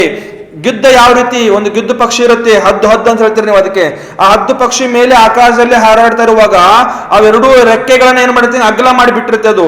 ಆ ರೀತಿ ಮುನಿಗಳು 2 ಕೈಗಳನ್ನ ಹಿಂಗ ಅಗಲ ಮಾಡ್ಕೊಂಡು ನಿಂತ್ಕೊಂಡ್ಬಿಡ್ತಾರೆ ಕಾಯೋತ್ಸರ್ಗ ಮುದ್ರಾದಲ್ಲಿ. ನಮ್ಮ ನೀವು ನೋಡಿರಬಹುದು ಚಿನ್ಮಯ ಸಾಗರ್ ಮಹಾರಾಜರು ನೋಡಿ, ನಾನು ಹೇಳೋಕ್ಕಿಂತ ಮುಂಚೆ ಜಂಗಲ್ ವಾಲೆ ಬಾಬಾ ಅಂದ್ರಿ, ಚಿನ್ಮಯ ಸಾಗರ್ ಮಹಾರಾಜರ ಅಂದ್ರಿ, ಅವ್ರು ಈ ರೀತಿ ನಿಂತ್ಕೊಳ್ತಿದ್ರು. ಅವರು ಧ್ಯಾನಕ್ಕೆ ನಿಂತ್ಕೊಂಡವಾಗ ಹಿಂಗ 2 ಕೈಗಳನ್ನ ಅಗಲ ಮಾಡ್ಕೊಂಡು ನಿಂತ್ಕೊಂಡ್ಬಿಡ್ತಾರೆ ಅವ್ರು. ಹೀಗೆ ಇದನ್ನ ನಿಂತ್ಕೊಳ್ಳೋದು ಸಾಮಾನ್ಯ ಅಲ್ಲ, ಇದು ಕೈದು ವೇಟ್ ಹಿಡ್ಕೊಂಡು ನಿಂತ್ಕೊಳ್ಬೇಕಲ್ಲ. ಇಲ್ಲಿ ನಮ್ಮದು ಪೂರ್ತಿ ಎಲ್ಲ ವಿವೇಕ ಎಲ್ಲಿರ್ಬೇಕಂದ್ರೆ ಈ ಕೈಗಳ ಕಡೆ ಇರಬೇಕು, ಕೈಗಳ ಬೆರಳ ಕಡೆ ಇರಬೇಕು. ಇವೆಲ್ಲ ಬಾಹುಗಳೆಲ್ಲ ನೋವು ಆಗ್ತಿರ್ತಾವ, ಆದ್ರೂ ಕೂಡ ಅದನ್ನ ಸಹನೆ ಮಾಡಬೇಕು. ಎಷ್ಟು ಕಾಯಕ್ಲೇಶ ತಪ ಮಾಡಿದಾರೆ ನೋಡ್ರಿ ಅವರು. ಎಂತ ಭಯಂಕರವಾದ ತಪಗಳನ್ನ ಮಾಡಿದಾರ ಅವರು. ಕಾಡಲ್ಲಿರ್ಲಿ ನಾಡಲ್ಲಿರ್ಲಿ ಎಲ್ಲಿ ಇರ್ಲಿ ಈ ತಪ ಕಾಯೋತ್ಸರ್ಗ ಮುದ್ರದಲ್ಲಿ ಹೀಗೆ ನಿಂತ್ಕೊಳ್ತಿದ್ರು ಅವರು. ಒಂದೇ ಕಾಲದಲ್ಲಿ ಒಂದೇ ಕಾಲ ಮೇಲೆ ನಿಂತ್ಕೊಳ್ಳೋದು ಅಥವಾ ಮೊಣಕಾಲದ ಮೇಲೆ ನಿಂತ್ಕೊಳ್ಳೋದು. ನಿನ್ನೆ ಯಾರ ಹೆಸರು ಬಂತಲ್ಲ ಮಹಾರಾಜರದು, ಯಾರ ಮಹಾರಾಜರ ಹೆಸರು ತಗೊಂಡಿ ನಿನ್ನೆ? ಅನುಪಮ ಕೀರ್ತಿ ಮಹಾರಾಜರ ಹೆಸರು ತಗೊಂಡಿದ್ರು ನೋಡ್ರಿ ನಿನ್ನೆ ನಾವು ಸ್ವಾಧ್ಯಾಯದಲ್ಲಿ. ಅನುಪಮ ಕೀರ್ತಿ ಮಹಾರಾಜರ ಅಂತ ಮೈಸೂರಲ್ಲಿ ಚಾತುರ್ಮಾಸ ಮಾಡ್ತಾ ಇದಾರ. ಅವ್ರದ್ದು ಮೊಣಕಾಲದ ಮೇಲೆ ನಿಂತ್ಕೊಂಡು ಸಾಮಾಯಿಕ ಮಾಡ್ತಾರ ಅವರು. ಮೊಣಕಾಲದ ಮೇಲೆ ಹಿಂಗೆ ಪದ್ಮಾಸನ ಹಾಕೊಳ್ತಾರ. ಪದ್ಮಾಸನ ಹಾಕೊಂಡು ಈ ಮೊಣಕಾಲದ ಮೇಲೆ ಈ ಮೊಣಕಾಲುಗಳನ್ನ ಭೂಮಿಗೆ ತಾಗಿಸಿ ನಿಂತ್ಕೊಂಡ್ ಬಿಡ್ತಾರ ಅದ್ರ ಮೇಲೆ ಹೀಗೆ ಅವರು. ಇಂಥ ತಪಗಳು ಇವು ಕೂಡ ಕಾಯಕ್ಲೇಶ ತಪ ಅಂತ ಹೇಳ್ತಾರ. ಈ ಪ್ರಕಾರದ ತಪಗಳನ್ನ ಮಾಡುವಂತವ್ರು ಮಹಾನ್ ತಪಸ್ವಿ ಸಾಧಕರು ಇರ್ತಾರ ಅಂತ ಇಲ್ಲಿ ತಿಳ್ಕೊಳ್ಬೇಕು. पर्यंकासन लगाना, अर्ध पर्यंकासन लगाना, पद्मासन लगाना, गवासन लगाना, वीरासन लगाना, हस्ती शुंडासन लगाना, गोधो आसन, मकरासन आदि अनेक प्रकार के आसनों से ಏನ್ ಮಾಡಬೇಕು ಕಾಯೋತ್ಸರ್ಗ ಮಾಡಬೇಕು ಅಂತ ಹೇಳ್ತಾರಲ್ಲಿ. ತಥಾ ಇಲ್ಲಿ ಹೇಳಿದ್ರು ನೋಡ್ರಿ, ಪ್ರಯಂಕಾಸನ ಲಗಾನ, ಅರ್ಧ ಪ್ರಯಂಕಾಸನ, ಪದ್ಮಾಸನ, ಗವಾಸನ, ವೀರಾಸನ, ಹಸ್ತಿ ಶುಂಡಾಸನ, ಗೋಧುಹು ಆಸನ, ಮಕರಾಸನ ಆದಿ ಪ್ರಕಾರದಲ್ಲಿ ಆಸನಗಳೆಲ್ಲ ಬರ್ತಾವ. ಈ ಎಲ್ಲಾ ಆಸನಗಳ ಪೂರ್ವಕ ಅವ್ರು ಏನ್ ಮಾಡ್ತಿರ್ತಾರ, ಧ್ಯಾನ ಮಾಡ್ತಾ ಇರಲ್ಲ ಅಂತ ತಿಳ್ಕೊಳ್ಬೇಕು. ಮಾಡ್ತಿರ್ತಾರ, ಶಭಾಷ್. ದೀಕ್ಷಾ ತಗೊಂಡ್ರಿ ಇವೆಲ್ಲ ಮಾಡ್ಬೇಕು ನೋಡ್ರಿ. ಅದಕ್ಕ ನಾವು ಮಹಾರಾಜರ ದೀಕ್ಷಾ ತಗೊಳ್ತಿಲ್ಲ, ಹೌದಲ್ರಿ ಅನುಪಮಮ್ಮ? ಅದಕ್ಕೆ ನಾವು ದೀಕ್ಷಾ ತಗೊಳ್ತಿಲ್ಲ. ಇವೆಲ್ಲ ಮಾಡೋ ಸವಾಸನ ಬೇಡ ನಿಮ್ಮದಂತ. तथा समस्तिंग, असमस्पिंग आसन लगाना, कुक्कुटासन लगाना, अनेक प्रकार के आसन कायक्लेश तप तपने वाले साधु के हुआ करते हैं. यहाँ तक 2 कारिकाओं में बैठने के आसन बताते हैं. ಇಲ್ಲಿ 2 ಕಾರಿಕೆಯಲ್ಲಿ ಆಸನಗಳನ್ನ ಇಲ್ಲಿ ಹೇಳಿದ್ರು ಅವರು. विशेषार्थ, दोनों पांवों को गोद में लेकर प्रतिमावत बैठना पर्यंकासन कहलाता है. एक पैर को गोद रखकर बैठना अर्ध पर्यंकासन कहलाता है. इसको क्रमशः पद्मासन और अर्ध पद्मासन कहते हैं. 2 ಕಾಲುಗಳನ್ನ ಇಲ್ಲಿ ತೊಡೆ ಮೇಲೆ ಇಟ್ಕೊಂಡು ಕೂತ್ಕೊಳ್ಳೋದು ಇದಕ್ಕೆ ಪದ್ಮಾಸನ ಅಂತ ಹೇಳ್ತೀವಿ ನಾವು. ಇದಕ್ಕೆ ಪರ್ಯಂಕಾಸನ ಸಹ ಹೇಳ್ತಾರ. ಹಿಂಗೆ 2 ಕಾಲುಗಳನ್ನ ಇಲ್ಲಿ ಮೇಲೆ ಇಟ್ಕೊಳ್ಳೋದು. ಇವು ಪಂಜ ಇದಾವಲ್ಲ, ಪಂಜ ಮೇಲೆ ಮುಖ ಆಗಿರ್ಬೇಕಿದ್ರದು. ಆಮೇಲೆ 1 ಕಾಲ ಮೇಲೆ 1 ಕಾಲ ಕೆಳಗೆ ಇದಕ್ಕೆ ಅರ್ಧ ಪರ್ಯಂಕಾಸನ ಅಂತ ಹೇಳ್ತಾರ. ಇದಕ್ಕೆ ಅರ್ಧ ಪದ್ಮಾಸನ ಅಂತ ಕೂಡ ನಾವು ಹೇಳ್ತೀವಿ. ಈ ಪ್ರಕಾರ गवासन, गवासन बैठना, गवासन गोवत बैठना. स्त्रियां जिस तरह बैठकर जिनेंद्र भगवान को नमस्कार करती है वैसा आसन. जिनेंद्र भगवंतರಿಗೆ ಸ್ತ್ರೀಯರು ಯಾವ ರೀತಿ ಕೂತ್ಕೊಂಡು ನೀವು ಕೂತ್ಕೊಂಡಿರ ನೋಡ್ರಿ ಇವಾಗ, ಇದಕ್ಕೆ ಗವಾಸನ ಅಂತ ಹೇಳ್ತಾರ. ಈ ಗವಾಸನದಲ್ಲಿ ಕೂತ್ಕೊಂಡು ಧ್ಯಾನ ಮಾಡೋದು ಇದಕ್ಕೆ ಗವಾಸನ ಅಂತ ಹೇಳ್ತಾರ. ಆಮೇಲೆ ವೀರಾಸನ್, दोनों जंगाए दूर अंतर पर ಸ್ಥಾಪಿತ್ ಕರ್ बैठना, ಎರಡೂ ಕಾಲುಗಳನ್ನ ಅಗಲ ಇಟ್ಕೊಂಡು ಎರಡೂ ಕಾಲಲ್ಲಿ ಅಂತರ ಇಟ್ಕೊಂಡು ಕೂತ್ಕೊಳ್ಳೋದು, ಅದಕ್ಕೆ ವೀರಾಸನ ಅಂತ ಹೇಳ್ತಾರೆ. ಅದಕ್ಕೆ ವೀರಾಸನ ಅಂತ ಹೇಳ್ತಾರೆ. ಈ ಪ್ರಕಾರದಲ್ಲಿ ವೀರಾಸನದ ಬಗ್ಗೆ ಚರ್ಚೆ ಆಯ್ತು. ಆಮೇಲೆ हाथी जैसे अपनी सूंड को पसारता है, वैसे एक हाथ को अथवा एक पांव को फैलाकर बैठना हस्ती शुंडासन कहलाता है. ಆನೆ ಯಾವ ರೀತಿ ಸೊಂಡೆ ಮೇಲೆ ಮಾಡಿರುತ್ತಲ್ಲ, ಆ ರೀತಿ ಸೊಂಡೆ ಮೇಲೆ ಮಾಡಿ ಒಂದು ಕೈ ಒಂದು ಮೇಲೆ ಮಾಡೋದು ಅಥವಾ ಕಾಲು ಒಂದು ಮೇಲೆ ಮಾಡಿ ನಿಂತ್ಕೊಳ್ಳೋದು ಕುಂತ್ಕೊಳ್ಳೋದು, ಇದಕ್ಕೆ ಹಸ್ತಿ शुंडासन ಅಂತ ಹೇಳ್ತಾರೆ. ಇದಕ್ಕೆ ಈ ಪ್ರಕಾರ गोदो आसन, गाय को दोहते समय जैसे बैठते हैं ವೈಸಾ बैठना, ಹಾಲನ್ನು ಹಿಂಡ್ತಿರ್ತಾರ ನೋಡ್ರಿ, ಹಸುವಿನ ಹಾಲು ಹಿಂಡ್ತಿರ್ತಾರಲ್ಲ, ಹಾಲು ಹಿಂಡುವಾಗ ಹೇಗೆ ಕುತ್ಕೊಳ್ತಾರ ಹಿಂಡೋರು, ಆ ರೀತಿ ಕೂತ್ಕೊಂಡು ಆ ಆಸನ ಅಂತ ಹೇಳ್ತಾರೆ. ಅದಕ್ಕೆ ಗೋಧು ಆಸನ ಅಂತ ಹೇಳ್ತಾರೆ. ಅದಕ್ಕೆ ಮಕರಾಸನ್, ಮಕರಾಸನ್ ಅಂತಂದ್ರೆ ಮಕರಾಸನ್, ಅಯ್ಯೋ ಮಾತಾಡಬೇಡ್ರೆ ಡಿಸ್ಟರ್ಬ್ ಆಗ್ತೀನಿ, ನಾನು ಬಯಸ್ಕೊಂಡ್ ಬಿಡ್ತೀನಿ. मकरासन ಏನ್ ಹೇಳ್ತಾರೆ ಅಂತಂದ್ರೆ, मगर के मुख के समान पावों की आकृति बनाकर बैठना. ಮುಖ ಮಗರ್, ಮಗರ್ ಅಂದ್ರೆ ಮೊಸಳೆ, ಮೊಸಳೆ ಯಾವ ರೀತಿ ಮುಖ ತರ್ಕೊಂಡು ಹಿಂಗ್ ಕೂತಿರುತ್ತೆ ನೋಡ್ರಿ, ಅದು ಆ ರೀತಿ ಎರಡೂ ಕಾಲುಗಳನ್ನ ಹಿಂಗೇನ್ ಮಾಡೋದು, ಓಪನ್ ಮಾಡಿ ಕೂತ್ಕೊಳ್ಳೋದು, ಇದಕ್ಕೆ ಮಕರಾಸನ ಅಂತ ಹೇಳ್ತಾರೆ ಇಲ್ಲಿ. ಈ ಪ್ರಕಾರ पावों की आकृति बनाकर बैठना. ಆಮೇಲೆ समस्पिंग का अर्थ संस्कृत टीका में स्पिक पिंड सम करने आसन ಅಂತ ಹೇಳ್ತಾರಲ್ಲಿ शब्द का प्रयोग किया है और हिंदी में जंघा तथा कटी भाग को समान करके बैठना अर्थ किया है. इससे विपरीत अर्थात जंघा और कटी भाग सम होकर समभाव होकर विषम रहना असम स्पिंग आसन है. ಈ ಪ್ರಕಾರದ ಅಸಂಪಿಂಗ ಆಸನ ಮತ್ತು ಸಂಪಿಂಗ ಆಸನ ಅಂತ ಎರಡು ಪ್ರಕಾರ ಆಸನ.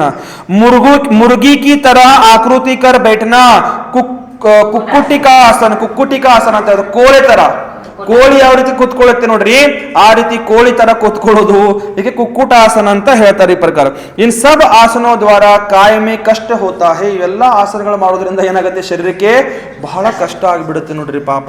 ಅಥವಾ ಈ ಸ್ತಬ್ಕೋ ಕಾಯಕಲೇ ಸ್ತಬ್ ಕಹಲಾತೆ.